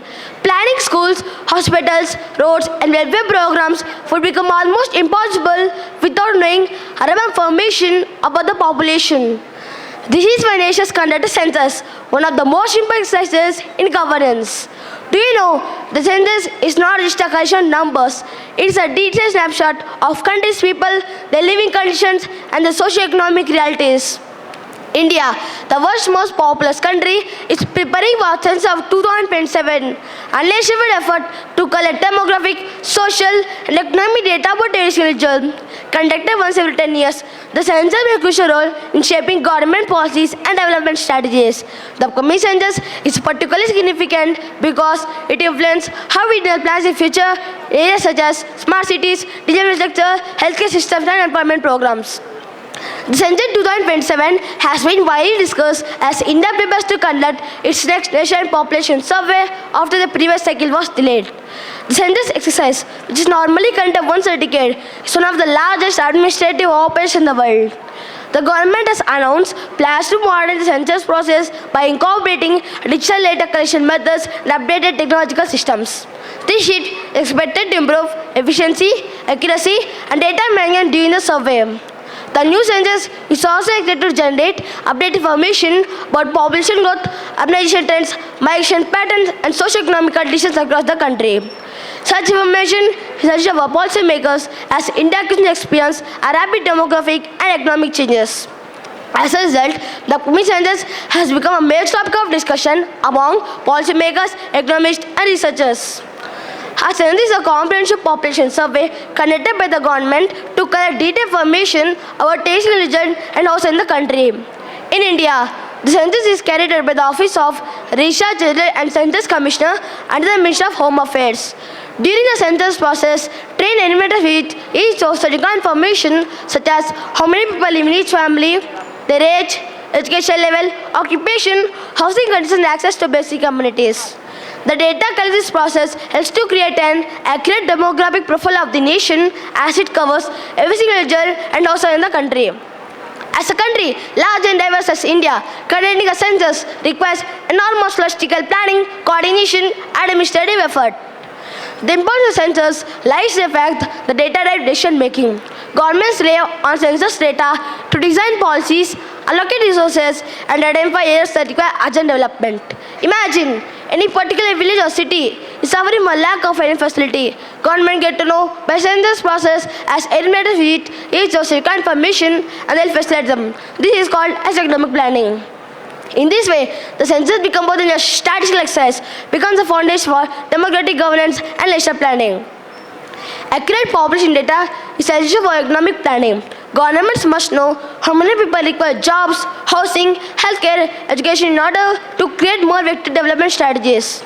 Relevant demographic data from countries like India as global institutions understand patterns of population growth and social transformation.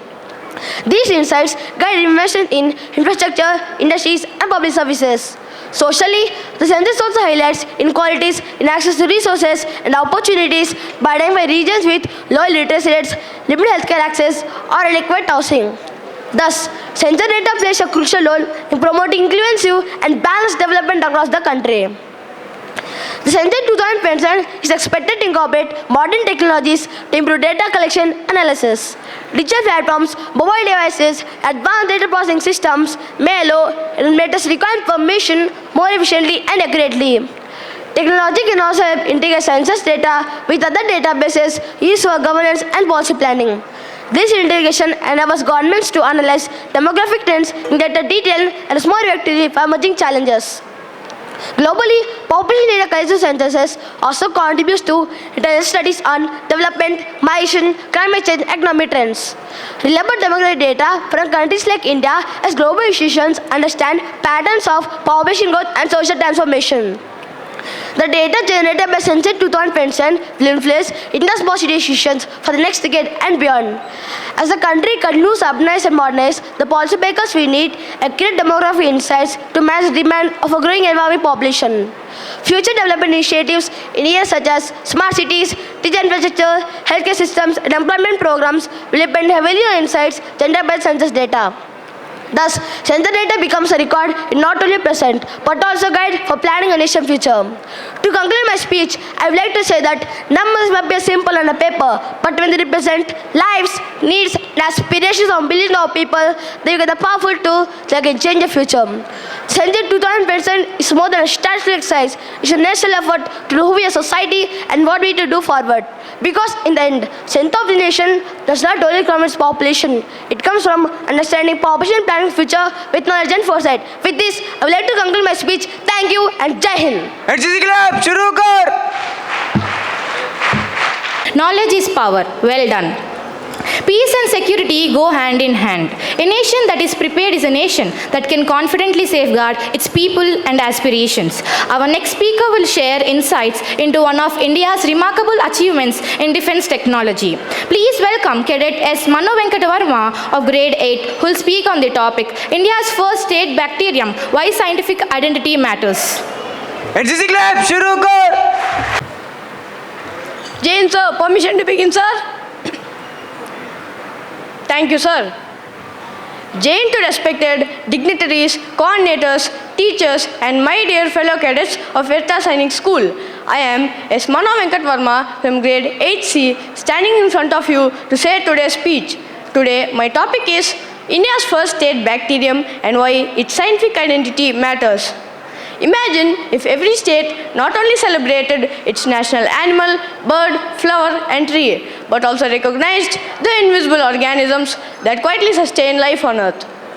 Imagine honoring a microscopic life form that works silently in soil, water, and even ecosystems. For most of us, bacteria are often associated with disease or infection, yet the truth is very different. In nature, many bacteria are not harmful at all. In fact, they are essential for our life. They enrich soil fertility, recycle nutrients, and support ecosystems in ways we rarely notice. By recognizing this hidden world of microorganisms, Uttarakhand recently became the first state in India to declare a state bacterium. The bacterium Pseudomonas putida was selected for this unique recognition. This decision may seem unusual at first, but it reflects an important idea. Scientific identity and environmental awareness can go hand in hand. By recognizing a bacterium as a part of its natural heritage, the state has drawn attention to a vital role that microorganisms play in sustaining life and protecting the environment. But why in the news? Because this topic gained national attention when Uttarakhand officially declared Pseudomonas putida as its state bacterium, making it the first Indian state to declare a microorganism as a part of its biological identity. The declaration also reflects India's growing focus on microbial biodiversity, an area of science that studies the vast variety of microscopic organisms that inhabit soil, water, and even ecosystems. By giving official recognition to a beneficial microorganism, the state hopes to encourage research, public awareness, and environmental protection for the unseen organisms. By understanding the science behind it, the bacterium Pseudomonas putida belongs to a group of beneficial microorganisms commonly found in soil and water. Unlike other harmful bacteria that cause disease, this species plays a positive role in maintaining the environmental balance. One of its most valuable qualities is its ability to promote plant growth and protect crops from harmful pathogens. It acts as a natural biocontrol agent while improving nutrient availability in the soil. But why it matters? Declaring a state bacterium may appear symbolic, but it carries an important scientific message. For decades, conservation efforts have focused mainly on large animals and plants, while the world of microorganisms have received far less public attention. Yet microorganisms are the most important components of the Earth's ecosystems. They recycle nutrients and support ecosystems. Declaring a state bacterium and recognizing the bacterium as a part of its state identity, Uttarakhand has recently taken a unique step towards microbial conservation. It encourages people to appreciate the invisible forms of life which sustain ecosystems but rarely receive recognition. Social and economic impact. The recognition of beneficial microorganisms can have significant economic implications. Yet microorganisms are among the most important components. These recycle nutrients also. Global and environmental impact. From an environmental perspective, microorganisms are among the most important components of the Earth's ecosystems. They participate in processes such as nitrogen fixation, carbon cycling, and decomposition, which are essential for the ecological balance. Beneficial bacteria also play a role in maintaining and preventing environmental pollution caused by excessive chemical use. Future possibilities. In future, states may recognize other microorganisms that contribute to environmental sustainability and agricultural productivity. The declaration reminds us that even the smallest forms of life contribute in maintaining the environmental balance. In conclusion, friends, when we think about nature, the first thing that comes to our imagination is towering mountains, majestic wildlife, and flowing rivers. Yet beneath our feet lies an important and invisible world of microorganisms working tirelessly to sustain life. Because, friends, sometimes the most powerful things shaping our world are not the ones we see, but the ones working quietly beneath the surface. With this, I would like to conclude my speech. Thank you and Jai Hind. A prepared nation is a protected nation. Well presented. Now, let's move to speech number 4. Niti Aayog's Green Transition Roadmap 2025. Can India grow without harming nature? One of the greatest challenges between the world today is facing the balance between development and sustainability. Can economic growth and environmental responsibility can move forward together? To explore this thought-provoking question, let's welcome Cadet N. Ramaraju, who will address us on Niti Aayog's Green Transition Roadmap 2025. Can India grow without harming nature? Jai Hind, sir. Permission to begin? Thank you, sir. Jai Hind and a pleasant morning to respected dignitaries, teachers, my dear parents, and my fellow cadets. I, Cadet N. Ramaraju of grade 9th A. Today, I have come here to speak about Niti Aayog's Green Transition Roadmap 2025. Can India grow without damaging the nature that sustains us? Imagine a future where Indian cities shine with solar rooftops, electric buses glide silently through clean streets, and farmers use technology to grow more food using less water. Imagine industries producing goods without filling the skies with smoke or rivers with waste. For decades, development across the world has often come at the cost of nature. Forests have disappeared, air pollution has increased, and climate change has become a global problem. The traditional model of economic growth has frequently followed a simple yet dangerous formula: grow first and worry about the environment later. But today, the world is realizing that this approach is no longer sustainable. The question facing every nation, especially rapidly growing economies like India, is clear. Can we grow without damaging the nature that sustains us? India's answer to this is reflected in its Niti Aayog's Green Transition Roadmap 2025, a strategic plan aimed at transforming India's economy into one that's both environmentally and economically prosperous. Why in the news? The Green Transition Roadmap 2025 has gained a significant attention in policy discussions as India intensifies its efforts to achieve sustainable development and meet its international climate commitments. Niti Aayog, the government's premier policy think tank, has been working on creating strategies that guide India towards clean energy, sustainable industries, and environmentally friendly growth models. This roadmap outlines practical steps for reducing carbon emissions, promoting renewable energy, and encouraging green technology across various sectors. The discussion on this roadmap has become particularly important as India is one of the fastest growing economies in the world. As the country expands its infrastructure, energy production, and manufacturing, Policymakers must ensure that development does not come at the cost of environmental destruction. The concept behind green transition. The idea of green transition refers to the gradual transformation of the economy towards sustainable practices that reduce environmental damage while maintaining economic growth. Under the guidance of NITI Aayog, the government's premier policy think tank, India's roadmap focuses on multiple sectors that are key to the country's development. These include energy production, manufacturing, agriculture, transportation, and urban planning. One of the most important elements of this transition is the shift from fossil fuels to renewable energy sources such as solar, wind, and green hydrogen. India has already made remarkable progress in expanding its renewable energy capacity, becoming one of the world's leading producers of solar power today. This transition also encourages industries to adopt energy-efficient technologies, cleaner production methods, and sustainable resource management. By integrating technology, policy reforms, and investment in green infrastructure, this plan helps us ensure that development does not come at the cost of environmental destruction.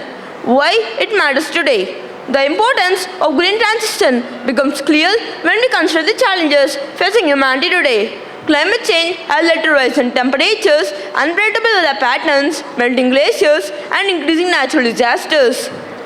India itself has experienced extreme heat waves, floods, and changing monsoon patterns in the recent years.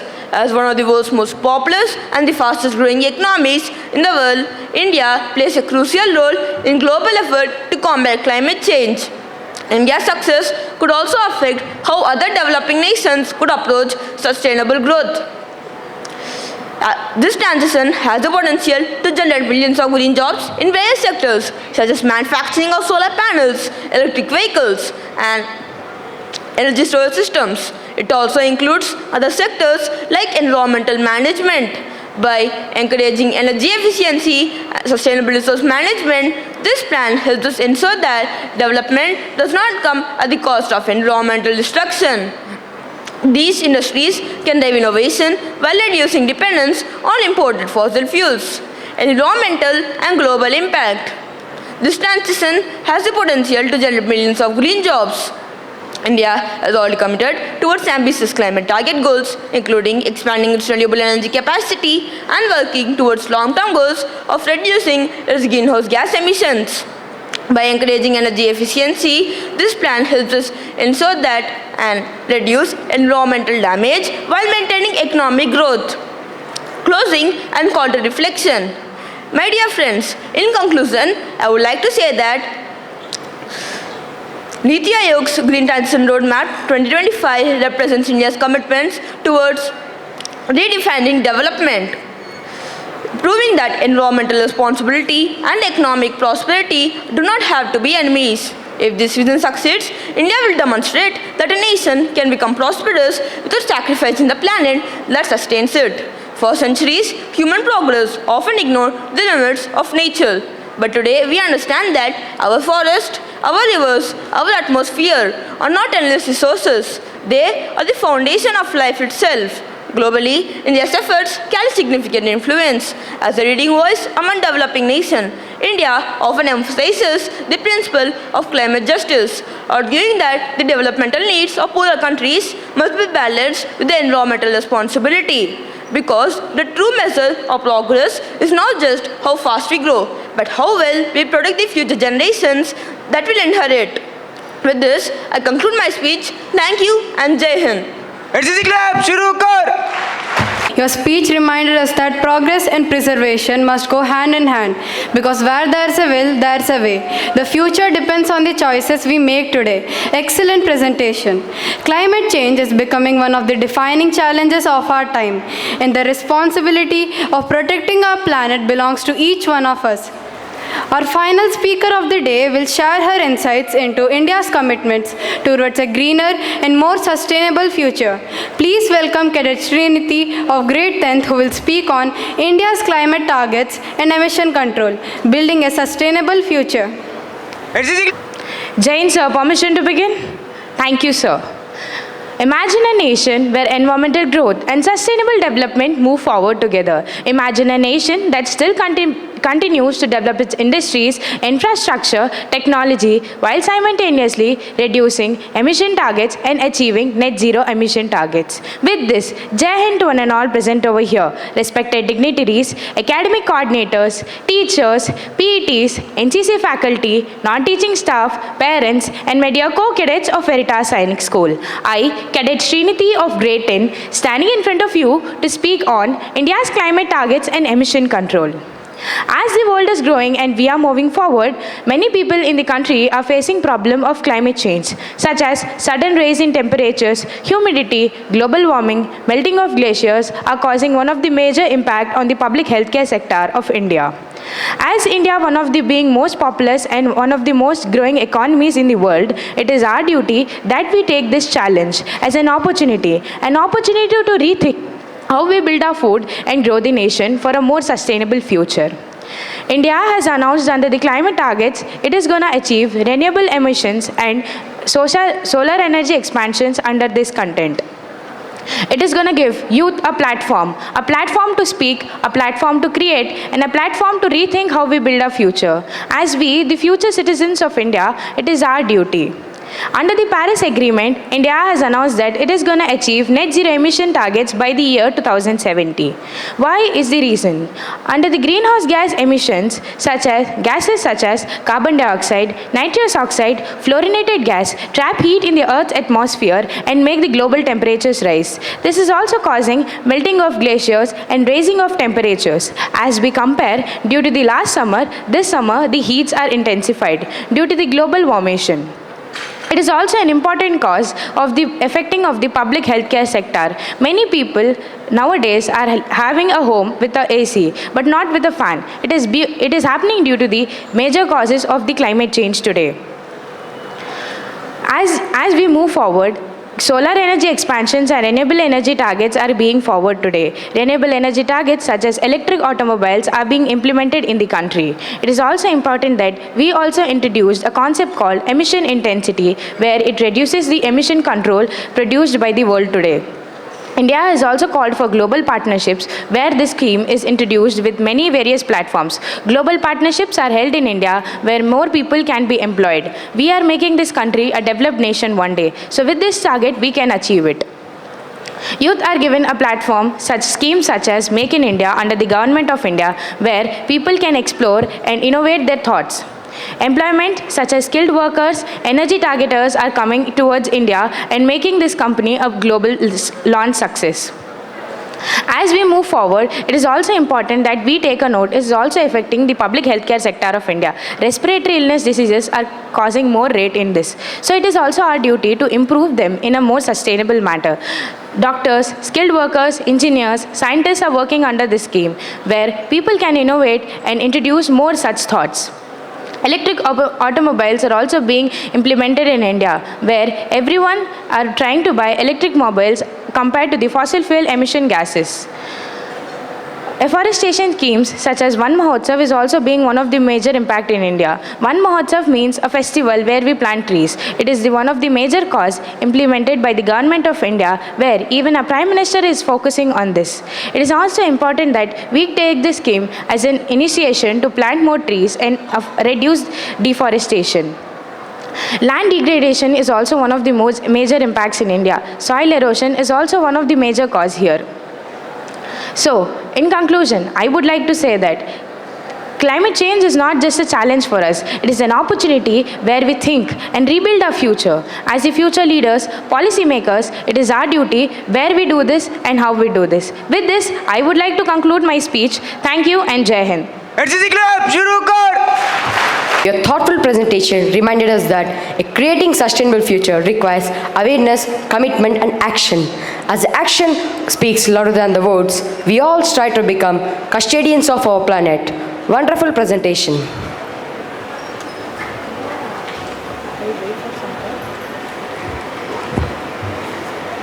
What an inspiring and enriching morning it has been. Today, we listened to ideas that celebrated local entrepreneurship, highlighted the importance of governance, strengthened our understanding on national security, and encouraged us to think about sustainability and environmental responsibility. Most importantly, our cadets demonstrated confidence, preparation, and character. The true spirit of Toastmasters lies not merely in winning trophies, but in finding one's voice and having the courage to use it. As the Chinese philosopher 𝙀𝙬𝙩𝙧𝙪 wisely said, the journey of 1,000 miles begins with a single step. Every participant took that step today, and each one deserves a heartfelt appreciation. Let us once again acknowledge all our speakers with a thunderous round of applause.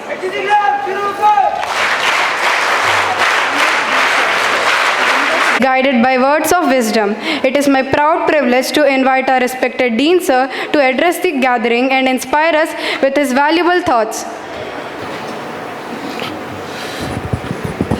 Jai Hind to all of you. Honorable Chairman, Dr. Shesha Reddy Garu, Vice Chairperson, Mrs. Vinita Shesha Reddy Garu, Director, Principal, Vice Principal, all the teachers, non-teaching staff, NCC instructors, and my dear cadets. It's my proud privilege to address you on this auspicious occasion. I'll try to speak to you in two phases, starting with the Investiture Ceremony which we have witnessed, and the second thing is Toastmaster. Now coming to the school appointees. We have been always maintaining appointment is not only power, it comes with responsibility. So all of you are required to understand that when you are wearing the badge of a captain, house captain, school captain, adjutants, whatever it may be, you are the one of the few chosen lot to represent this appointment. You are not just got it like that, you are earned it. Now once you are earned it, you are supposed to stand up to that stature. You have to present yourself, conduct yourself, and at the same time be fair in dealing with all the cadets. I urge all the cadets to give full respect to all these appointees and listen to them and try to understand why they have got such appointment. It should be an inspiration for you that why one day you should not become a school captain or a house captain. I am sure the director will share how difficult it was to go through this process of selection. Principal has already given you the glimpse of how the appointees have been selected. Therefore, I want to once again urge all these appointees, please don't be a showpieces. Be a responsible cadet in the school. The complete school discipline is in your hand. We would like to see these things through you, that everything is implemented, whatever the school policies are there. Vice principal, principal, and all of us will be watching you. If you don't come up to the expectations, you are not going to stay in that appointment. It is not a threat, it is just a message for you. It is not that just because I have become a captain, house captain, I can do whatever I feel like. I don't bother about what is happening around me. You've got a lot of responsibilities, and your NCC instructor has already planned a course for you. We are going to have orientation course for all the appointees. What is expected, we will try and brief you, and definitely we will be watching you. Heartiest congratulations for a hard-earned appointments, and I am sure you will live up to that expectations. Now coming to the Toastmasters, though earlier occasions are repeated during the Toastmasters finale, I would like to mention again, the seed of Toastmasters was planted by the chairman and a director who wanted this thing too. Now I can tell with a lot of pride that the seed they have planted is growing into a tree with a deep roots into the soil. Clap, shuru kar. And each one of us were very, very proud of these candidates who are participating. It is not winning first prize, second prize. The way you come on the stage, not only here, every month, it is such a great thing to witness for us. Standing there for 5 minutes and speaking flawlessly, many people are unable to do it, including IAS officers also. People will not be able to stand for 5 minutes and speak the way you speak. We are really proud of you. Now, I have to tell you, those schools started in 2020. It was director and self were discussing about how to plan for the public speaking, speeches, all these things are introduced. When it is stabilized, the idea of Toastmasters started. That 2022, we started to have a culmination of finale that Chairman wanted to be on a grand scale. I think I must thank Chairman to make this stage such an important for the Toastmaster to come and all the first prize winners and coming and speaking and competing among themselves. When you compete like this, winners for the sake of record may be one, but all of you are winners. The way you are presented, it is extremely difficult for a human being to differentiate who is best, who is not so best. Our own skills are tested to decide how much you are going to do, how much you are scored. Such a situation we also face, but we assess as a human being and we leave it to the God. So is the case for the winners or the non-winners also. You must treat yourself as a winner once you have come to the stage and come to the finale. Now, public speaking, why should we introduce a public speaking or a Toastmasters club is, basically we wanted one of the OLQs which are there in officer-like qualities is a confidence and the power of expression. These are the two important qualities in the 15 qualities which service selection boards look for a cadets for their performance. If you are able to express yourself, that automatically the confidence comes. If you are able to learn something about the general awareness, what is happening around the world, you can pass any examination. Let it be civil services or SSB, anywhere. Therefore, I always tell all the students, all of you, especially the hostelers are getting newspaper, read with passion. Read as if it's your breakfast or dinner. If you don't read, you must feel that I missed something. Once you get that feeling, you must feel it's one of the good habits you have developed. The awareness comes like this.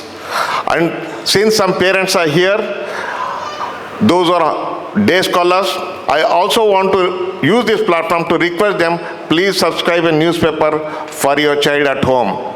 Let them read English newspaper on a regular basis so that along with academics, their general awareness also improves.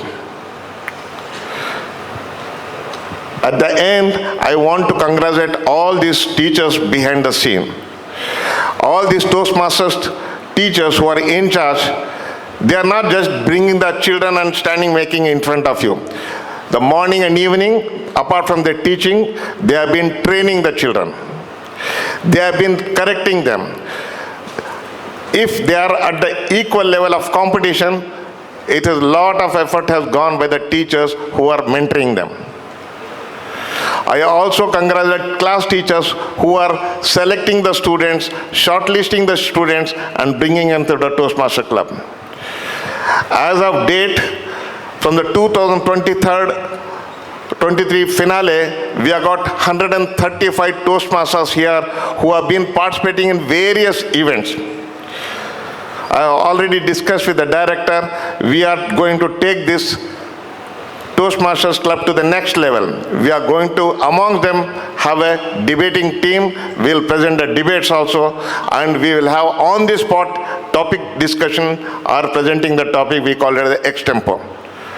We are going to expand the function of this Toastmaster Club, and hopefully in this year we will show it in a much better fashion. At the end, I want to tell all the cadets, don't be a spectator, be a participant.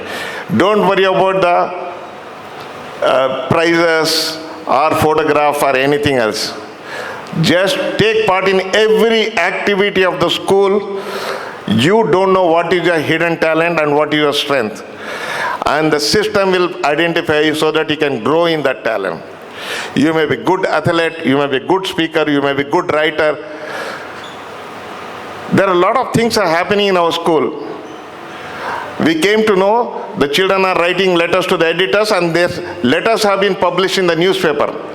What else we require in this, when the school where children are able to write letters to the editors and the letters are come in the print? I am really very happy to say that children are doing very good. Be serious in your studies. Focus. Don't have any distractions. You must.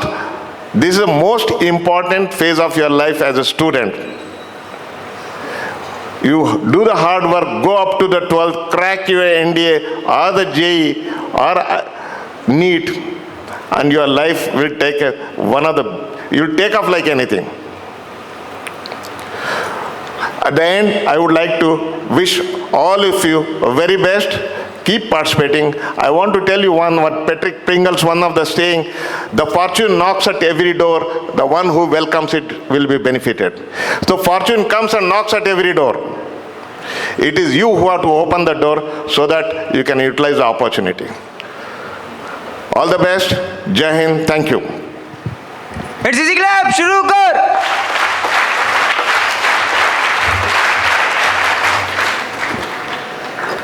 Thank you, sir, for your inspiring words. Now I invite Director Sir to come to the dais and address the gathering and to unveil the results of the Toastmasters Grand Finale 2026. Jai Hind. Jai Hind. So, I mean, if I have to culminate the whole day, it has been almost the best performances by far for the whole school and the best accomplishment by far for the whole school. The moment which we started the Toastmasters, I think this is the occasion we waited for, and it has been rightly delivered, and we are all extremely proud of each and everyone who has participated in this monumentous occasion. And coming to remaining students, the nature with which you have behaved today, I don't think it suits the occasion. I want to address that first. When someone is presenting on stage, they might have practiced the speeches for at least more than 50 to 60 times. And all the cadets who have gone the appointments, they would have worked 4 to 5 years to come into this place. The least we could give is respect. When someone is on the stage, receiving something or delivering their hard-earned effort, all of us should sit and observe and ensure that we get the moment to flourish on the stage and come on the stage and perform in the similar manner. Instead of doing it, if you are taking this time to while away or talking to your friends, it is not appropriate. The kind of silence which is being maintained today should be induced by self. It shouldn't be induced by principal or director or anyone else. So ensure that we maintain that kind of decorum in coming occasions. I know when new students are there, but it is all our responsibility to educate them in ensuring that the environment of Sainik School is maintained. And coming to Investiture Ceremony, I mean, it has become really difficult for all the committee members, definitely, because we are fighting ourselves and we are fighting with all the, because of the quality of the students we are getting, we are not able to differentiate, as Khan sir was mentioning, the dean was mentioning. So we are not able to differentiate who is good, who is bad, because the student has reached more than our potential to judge. So that is one of the best things happening. And in academics, in sports, in extracurricular activities, I am very proud to say there is no such students who is very good at academics and not doing sports. Now all the captains or house captains, whoever you have seen, they have achieved in all the domains. And I want to congratulate each and every one of you, and I want to tell you this has been by far the difficult assessment to give in terms of selecting the house captains. And in fact, we have to debate a lot in between each other to come to a conclusion. And we have tried to do it as fairly as possible to ensure that no one misses the opportunity. And close to 30 students were nominated, and out of which I think only 10 to 12 have been selected. And I think all the remaining students also deserve huge round of applause. NCC Club, shuru kar! Because all of them have gone through all the stages. It is just by leaps and margins we could select only few, but I think all the students who have come, the 30-35 odd children, are all capable to lead the whole group. So that is a quality we are getting in this present lot, and I know coming down the line it will become more and more difficult, and we enjoy the process. And we took close to 3 to 4 days to evaluate all these results and to conduct all the interviews. The students have done extempo written exam, and then they have done speeches, and they have done group discussions. Then there was a personal interview where we grilled the student for 3 to 5 minutes, and depending on their this thing, and then it was getting more difficult to select the children. Then we have given them NCC related exam where we asked them to give words of command, and we asked them to do drill. So we try to make every year as difficult as possible to make sure children come up to the real required level, but each and every one of you are delivering. So it is very good sign for the school, and I congratulate all the leaders who are standing to inspire the students of your next generation to ensure they become better leaders than you. And as Dean Sir was mentioning, this is not a privilege, this is a responsibility. When it comes to responsibility, it can be taken down at any moment if you are committing to any mistakes which are grave in nature. Only repeated warnings will be given for very small mistakes, and ensure when someone looks at you as a school captain or house captain, you'll be worthy enough to be looked upon. It is not because of your shares, or it is not because of your appointment you will be respected. It is because of your capability and your courage to lead. And from this year onwards, we have started House Assembly will be led completely by school captains and house captains. On that day, teachers will not be on the stage, we will be mere spectators. All the house captain and school captain and vice captain should take over the complete assembly, and the house boards will be maintained from ground zero. From the moment you will be taking over, every week house board will be updated. So we will be regularly updating about how many marks each house is getting every week, so that on the next week's house assembly you will be able to better talk to your own housemates where they are losing marks, maybe in terms of academics or in terms of achievements in attendance or sports. It is not only sport which carries multiple weightage. You have seen last academic year or previous years. Sometimes academics, when it is evaluated in the end, that takes a preliminary role. So you have to ensure your house cadets by name are doing very well job and good job inside the school, and discipline will be checked, sports will be checked, and extracurricular activities including homeworks and classworks will be culminated when you go with overall championship, which is the pride of any house inside the school. So then coming to Toastmasters, and I want to tell you with pride, even if you give me a chance to perform on the stage, I wouldn't have done as well as these kids have done. I think they deserve a big round of applause, all the cadets. NCC Club, shuru kar!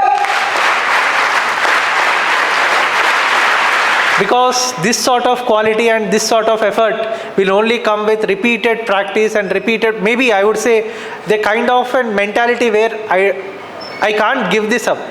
And kids of LKG, UKG and first, second, which we never even imagined, I think they have done phenomenal job. I congratulate the class teachers and the coordinator of last year and this year who have taken this step and made sure that this amount of program, if anyone sees, as Dean Sir was mentioning, even a biggest of a political leader or someone, they do have prompter in front of them to speak for 5 minutes or 10 minutes.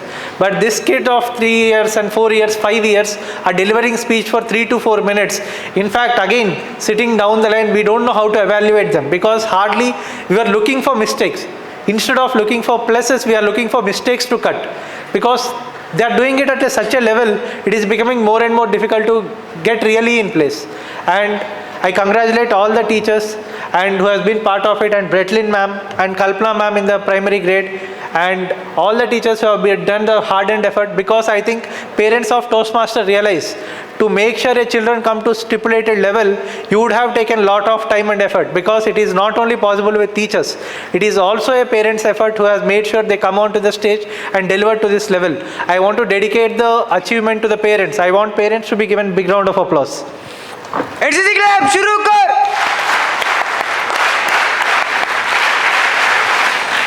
So this is what school is about. The culmination to teamwork between students, management, teachers and parents, which I am very happy to achieve at this moment, and I am very thankful to each and every one of you to ensure that this amount of success is being done. And in now standing at July 8th, I am promising that in the next episode of when it's happened in next academic year, now Toastmasters have come up to this level. Now we want to ensure that the entrepreneurship club or literary club, we want to have grand finale of all the clubs sitting at the same place. We will make a full day event out of it.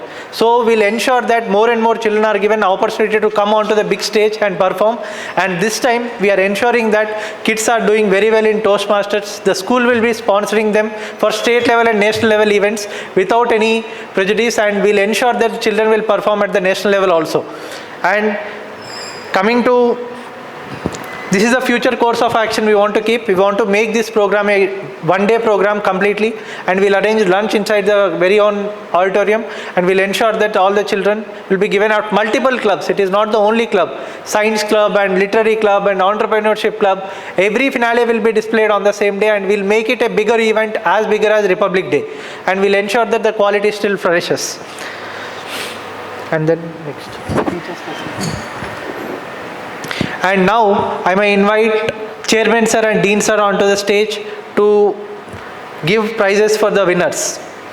So let me start with Little Toastmasters. It's been a phenomenal journey for each and every one of you.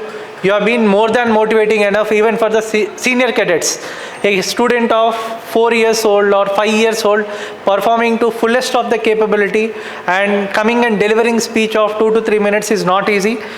And coming down the line, so for the second prize for Junior Toastmasters goes to Cadet B. Netra Reddy of Grade 2. HCC clap, shuru kar.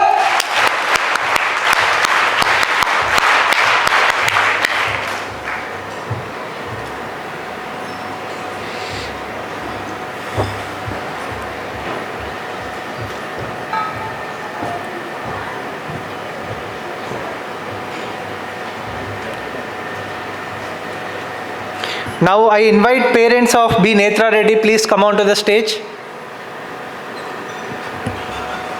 HCC clap, shuru kar.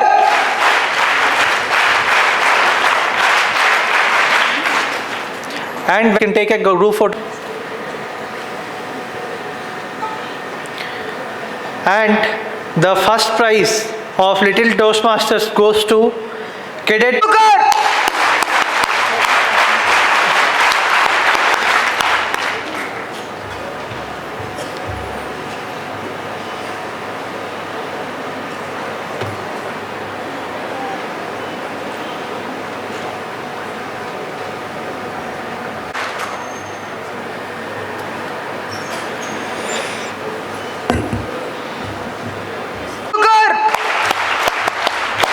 Please, parents of Tushasri.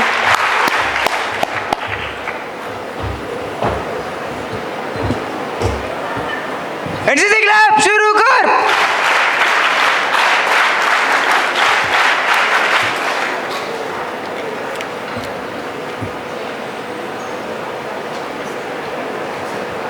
Okay, seconds.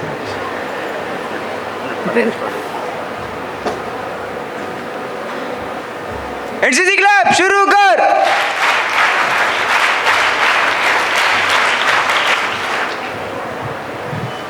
Cadets, stand by.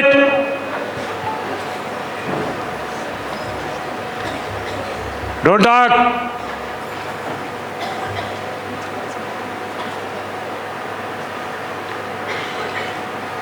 Last.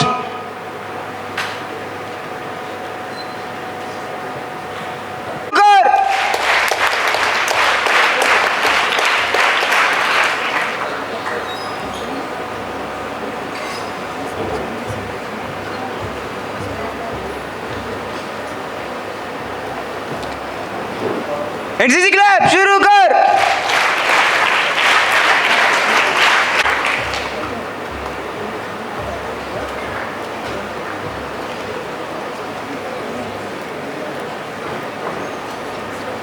NCC club शुरू कर।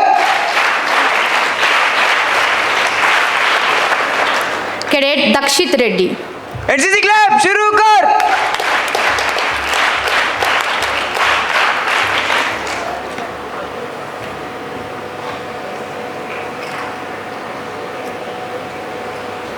NCC club शुरू कर। Cadet T. Niveda Shri. NCC club शुरू कर।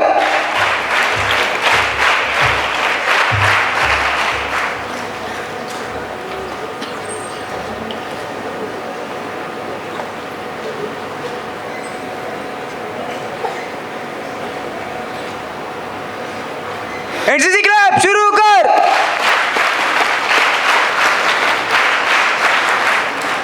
Cadet Rohinch Reddy. NCC club शुरू कर।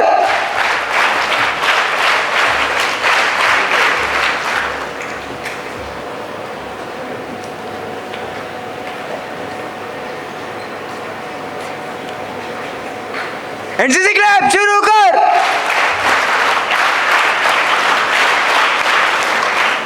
Cadet V. Dishant. NCC club शुरू कर।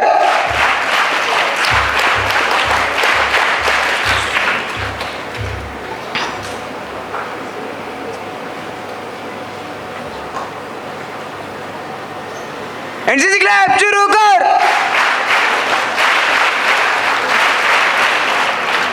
Cadet S. Sri Harshad. NCC club शुरू कर।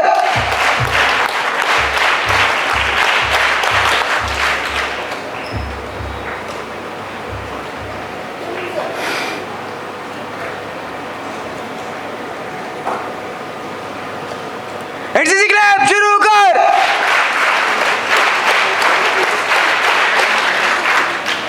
Cadet Hema Kartikeya. NCC club शुरू कर।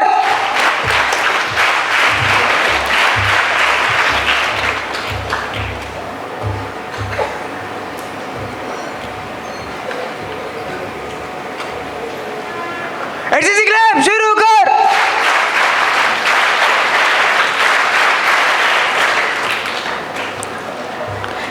Cadet P. Ishant. NCC club शुरू कर।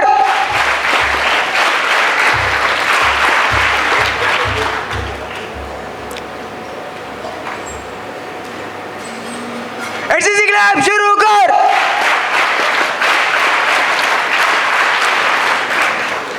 Senior Toastmasters. Cadet R. Chakradhar. NCC club शुरू कर।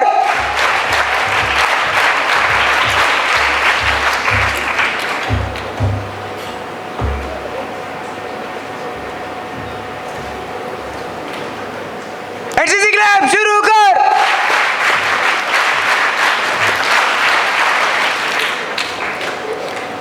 Cadet S. Mano Venkata Verma. NCC club शुरू कर।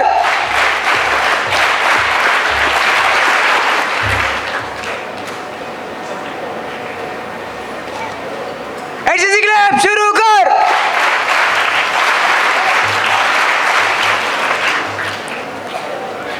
Cadet N. Ramaraju. NCC club शुरू कर।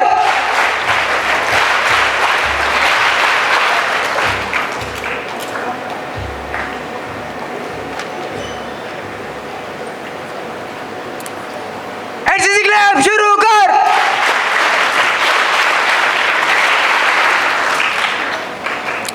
It is my pleasure to invite the present Toastmaster in charges, Mr. Brightlin ma'am and Mrs. Malarvili ma'am, and former in charges, Mrs. Kalpana ma'am and Mr. Balaji Naik sir, on the dais. NCC club शुरू कर।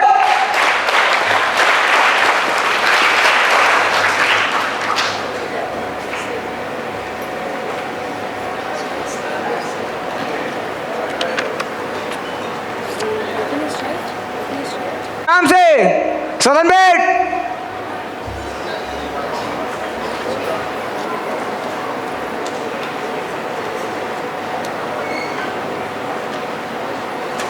NCC club शुरू कर।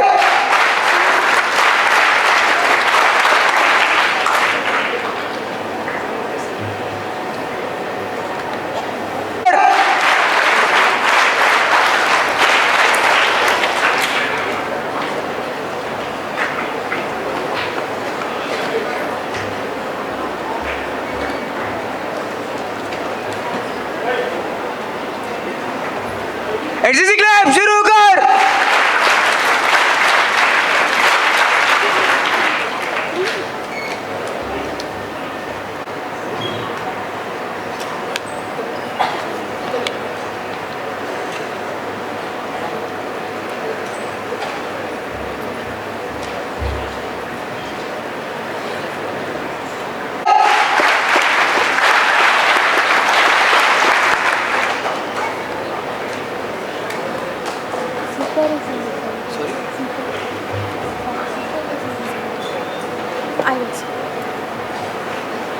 Of our little Toastmasters and 6 episodes of our senior Toastmasters. This magazine captures our Toastmasters' eloquence and confidence. Now I invite our distinguished dignitaries to unveil the Toastmasters magazine 2026. May this edition continue to inspire every aspiring speakers.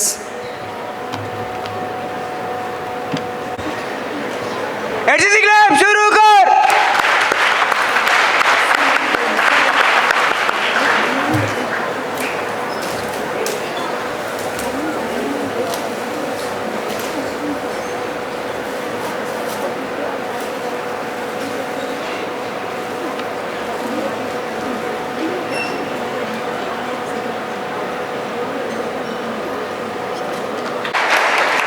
May I respectfully invite all the dignitaries to present the scholarship amount.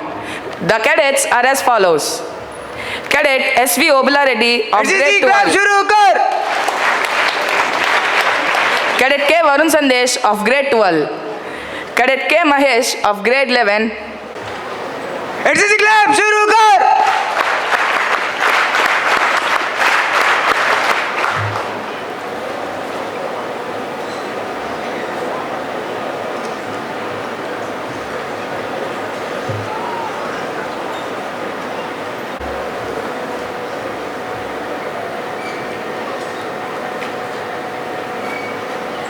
HCC club शुरू कर।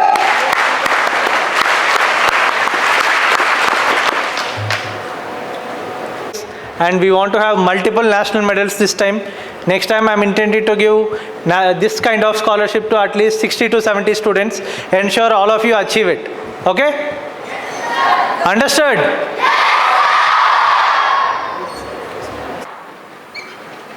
I think most happiest day. ఒక 6 years చిన్న employee దగ్గర నుండి top most management వరకు thought process నుండి reality convert చేసే వరకు ఏదైతే 24/7 ఆలోచనలను అద్భుతంగా ఇంప్లిమెంట్ చేయడానికి సహకరించినటువంటి తల్లిదండ్రులకు, అంతకంటే మించి కష్టపడడానికి ఇష్టపడుతున్నటువంటి వెరిటాస్ సైనిక్ స్కూల్ స్టూడెంట్స్కు, దాంతోపాటు almost all 18 hours 6 hours sleeping time వదిలేస్తే వెరిటాస్ సైనిక్ స్కూల్లో రిమైనింగ్ 18 hours హార్డ్ వర్క్ చేస్తున్నటువంటి hostel incharges, house incharges, security, housekeeping, mess, office, ఒక్కరని చెప్పాల్సిన పని లేదు. ప్రతి ఒక్కరూ పీఈటీస్, ఎన్సిసి స్టాఫ్, ఒక్కరని కాదు, ఇక్కడున్న ప్రతి ఒక్కరూ ప్రతి ఫేస్లోన ఎంతో బాధ్యతగా మేమున్నాము, ఎంత కష్టమైనా సరే ఇన్స్టిట్యూషన్ ఏదైతే అనుకుంటుందో, ఎలా ఉండాలనుకుంటుందో అలా ఉండడానికి ప్రతి ఒక్కరూ మీరు చేసేటువంటి కృషి మనస్ఫూర్తిగా నేను మీ అందరికి కూడా అభినందిస్తున్నాను. అట్ ది సేమ్ టైం ఒక ఫ్యామిలీ లాగా ఫీల్ అవుతున్నాను. ఎందుకంటే అద్భుతమైన ఆలోచనలు ఎవరికైనా రావచ్చు, కానీ ఆ ఆలోచనకు ఒక రూపం రావాలంటే వ్యక్తితో జరగదు, వ్యవస్థ మాత్రమే నిర్మించగలదు. సో ఒక 14-15 years ముందు నాకు వచ్చినటువంటి ఆలోచన అందరము అవసరానికి మాత్రమే ఎందుకు ఆలోచించాలి, అవసరానికి మాత్రమే సోల్జర్స్గా మాత్రమే ఈ ఇన్స్టిట్యూషన్ నుండి ఎందుకు పోవాలి అనేటువంటి వచ్చిన ఆలోచన రేపటి రోజు మన విద్యార్థులు ఆఫీసర్స్గా ఎందుకు పోకూడదు, యూపీఎస్సీ ఎగ్జామినేషన్, ఎన్డీఏ లాంటి ప్రెస్టీజియస్ అకాడమీస్కు మన స్టూడెంట్స్కి ఎందుకు పోకూడదు అని కలిగినటువంటి ఒక ఆలోచనకు ఈరోజు వచ్చినటువంటి ఒక రూపం ఏదైతే అంటే మనిషి అవసరానికి బతకూడదు, కంఫర్ట్కు బతకూడదు, అంటే ఒక పర్పస్ కోసం బతకాలి. వెరిటాస్ సైనిక్ స్కూల్ స్టూడెంట్ ప్రతి ఒక్కరూ నిజాయితీతో కూడినటువంటి, దేశం పట్ల ప్రేమతో, సమాజం పట్ల బాధ్యతతో, ఇష్టపడి తన బ్రతుకుతూ 10 మందికి అవకాశాలు కల్పించేటువంటి ఉన్నతమైన ఆలోచనలతో మీరు అందరూ ఉంటారని, ఉండడానికి కావాల్సినటువంటి అవసరాలు ఏదైనా మేము ఆలోచించకుండా మీ అవసరాలు తీర్చడానికి మేము 24/7 రెడీగా ఉన్నాం. ఎంత ఉన్నతమైన చదువుకున్నా, తెలివితేటలున్నా, క్రమశిక్షణ లేని వ్యక్తి తెగిపోయిన గాలిపటంలాగా ఉంటుంది. క్రమశిక్షణ ఎవరికైతే ఉంటుందో వాళ్ళు తప్పనిసరిగా జీవితంలో స్థిరపడతారు. నిజాయితీ ఎవరికైతే ఉంటుందో వాళ్ళు వచ్చిందే ఎదగడానికి ప్రయత్నం చేస్తారు. కానీ ఒక లక్ష్యం పెట్టుకొని జీవితం మొత్తం ఎవరైతే కృషి చేస్తారో వాళ్ళు కుటుంబానికి మాత్రమే కాదు, దేశానికి ఉపయోగపడేట్టుగా మీ జీవితాన్ని మీరు మలుచుకునేటువంటి అద్భుతమైన అవకాశం ఉంది. ఆ అద్భుతమైన అవకాశం రేపు కావాలంటే రాదు, ఈరోజే కల్పించుకోవాలి, ఈరోజే ప్రయత్నం చేయాలి. చేసేటువంటి ప్రతి తప్పును సరిదిద్దుకుంటూ రేపటి లక్ష్యం వైపు నేను వెళ్ళాలనేటువంటి కృషి చేసే ప్రతి ఒక్కరికి ఈ సమాజంలో ఇది నాకు లేదు అనే స్థాయి నుండి ఏదైనా ఇవ్వగలిగే స్థాయికి వెళ్ళే అవకాశం మీకు అందరికీ ఉంది. కానీ మన యొక్క కంఫర్ట్ జోన్ వదలలేదు, స్వార్థాన్ని వదలలేదు, ద్వేషాన్ని విడిచిపెట్టలేదు. అసూయ లేకుండా బ్రతకలేము అనుకుంటే నిజమైనటువంటి వ్యక్తిగా సమాజానికి ఉపయోగపడేటువంటి నీ యొక్క ఉన్నతమైన జీవితాన్ని కేవలం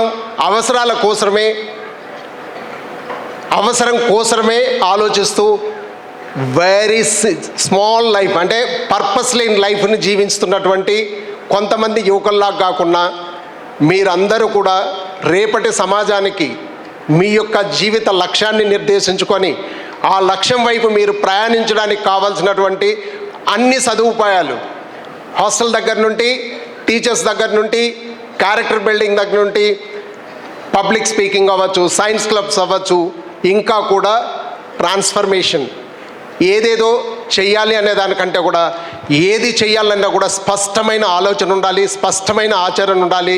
ప్రతి దానికి ఒక టైం బౌండ్ ఉండాలి, సమయ పాలన ఉండాలి. అనుకున్న సమయానికి నిర్దేశించుకున్న లక్ష్యాలను చేరుకోవాలంటే కృషి ఉండాలి. ఆ కృషితో పాటు నిజాయితీ ఉండాలి, పట్టుదల ఉండాలి, చేరుకునేంతవరకు వదలకూడదనేటువంటి మొండితనం ఉండాలి.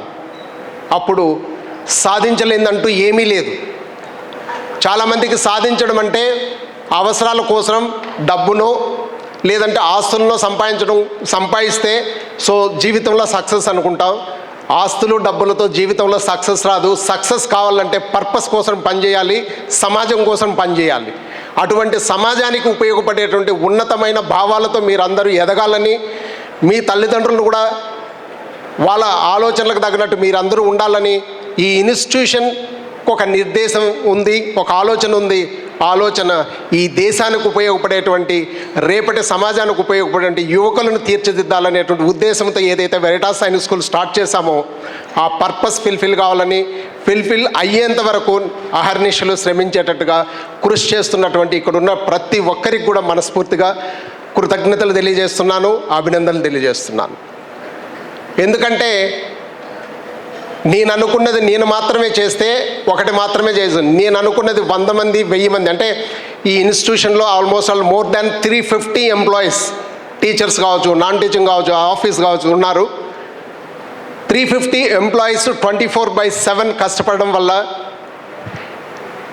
నాకు ఒక డ్రీమ్ ఉండేది. నేను ఎప్పుడూ ఒకటే క్వశ్చన్ చేసుకుంటాను, నేనెందుకు ఇలా ఉండాలి, నేనెందుకు అలా ఉండకూడదు అని. నా స్టూడెంట్స్గా మీరు అందరికీ కూడా జీవితంలో ఇలా ఉండాలి అనుకోకూడదు, ఎలా ఉండాలని మీరు అనుకుంటున్నారో అది ఉన్నతమైన లక్ష్యాలు కావాలి. ఆ లక్ష్యాన్ని చేరుకునే వైపు ప్రతిరోజు మీ ప్రయత్నం, మీ ఆలోచన ఉండాలి, మీ ప్రయత్నం ఉండాలి. మిస్టేక్స్ చేస్తే కరెక్ట్ చేసుకోవాలి. కరెక్ట్ చేసిన వెంటనే వన్స్ కరెక్ట్ చేసుకుంటే లైఫ్లో మళ్ళీ దాన్ని ఆ మిస్టేక్స్ని రిపీట్ చేయకుండా ఉండేంత హానెస్టీ, డెడికేషన్ ఉండాలి. ఖచ్చితంగా ఈరోజు పర్ఫార్మెన్స్ చూసిన తర్వాత I think very good, mostly happiest person నేను. నాతో పాటు ఇక్కడున్న ప్రతి ఒక్కరికి ఆ ఆనందం కలిగి ఉంటుంది. ఈ ఆనందం కొద్ది రోజులకు కాదు ఉండాల్సింది, ప్రతిరోజు ఉండాలి, సంవత్సరం అంతా ఉండాలి. ఈ ఇన్స్టిట్యూషన్ ఉన్నంత వరకు ప్రతి స్టూడెంట్కు, ప్రతి పేరెంట్కు, ప్రతి స్టాఫ్కు కూడా అది కలగాలని, కలిగే విధంగా మన యొక్క నిజాయితీతో మనం చేసేటువంటి ప్రతి ప్రయత్నము ఖచ్చితంగా ఫలితాన్ని ఇస్తుంది. ఆ ఫలితం సమాజానికి ఉపయోగపడేట్టుగా ఇస్తుందని కూడా నేను నమ్ముతున్నాను. సహకరిస్తున్నటువంటి మీ అందరికీ కూడా ధన్యవాదాలు. Thank you. జై Hind. Jai Hind everyone. I am proud and privileged to propose oath of thank on this day. It's a very beautiful and special occasion, Investiture Ceremony as well as Grand Finale of Toastmasters Club. My special gratitude to our chief guest of the day, Shri B. 𝙬𝙬𝙩𝙧𝙪 Garu, Chairman, BSR and Veritas Group of Schools and Colleges. Thank you so much, sir. Thank you so much, sir. Your words, thoughts and your vision, it always motivates us and it will be giving us boost to move forward with greater responsibility. Thank you so much. My special thanks to management, chairperson, director, dean, principal, parents, teachers, in charges, cadets of Veritas Sainik School. Thank you so much. Your presence made this day very wonderful.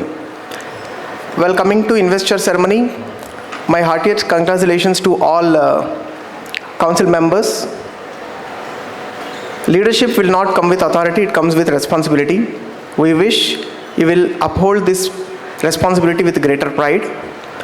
And Toastmasters members, participants and winners, this stage is yours and this has made you to speak confidently, think critically, and you are future emerging leaders. And my all special thanks to different departments of Veritas Sainik School as well as Mahati Auditorium. From office, administration, academics, house in charges, club in charges and hostel in charges, transportation department, food, security, sanitation, housekeeping department, all the staff, thank you so much. You are with us every moment and every time, every second. And my special thanks to Mahati Auditorium management, sound department, light department, and videography, photography department. You have captured each and every moment in your cameras. Thank you so much. And all drivers, attenders, everyone who were there every second to help us. And all my special gratitude to NCC department in charges, all ex-servicemen. You have taken this responsibility to make this day very wonderful. Finally, I thank each and everyone who are present here. You are being a part of, thanks for being a part of this special occasion. Thank you. Jai Hind. NCC Club, shuru kar.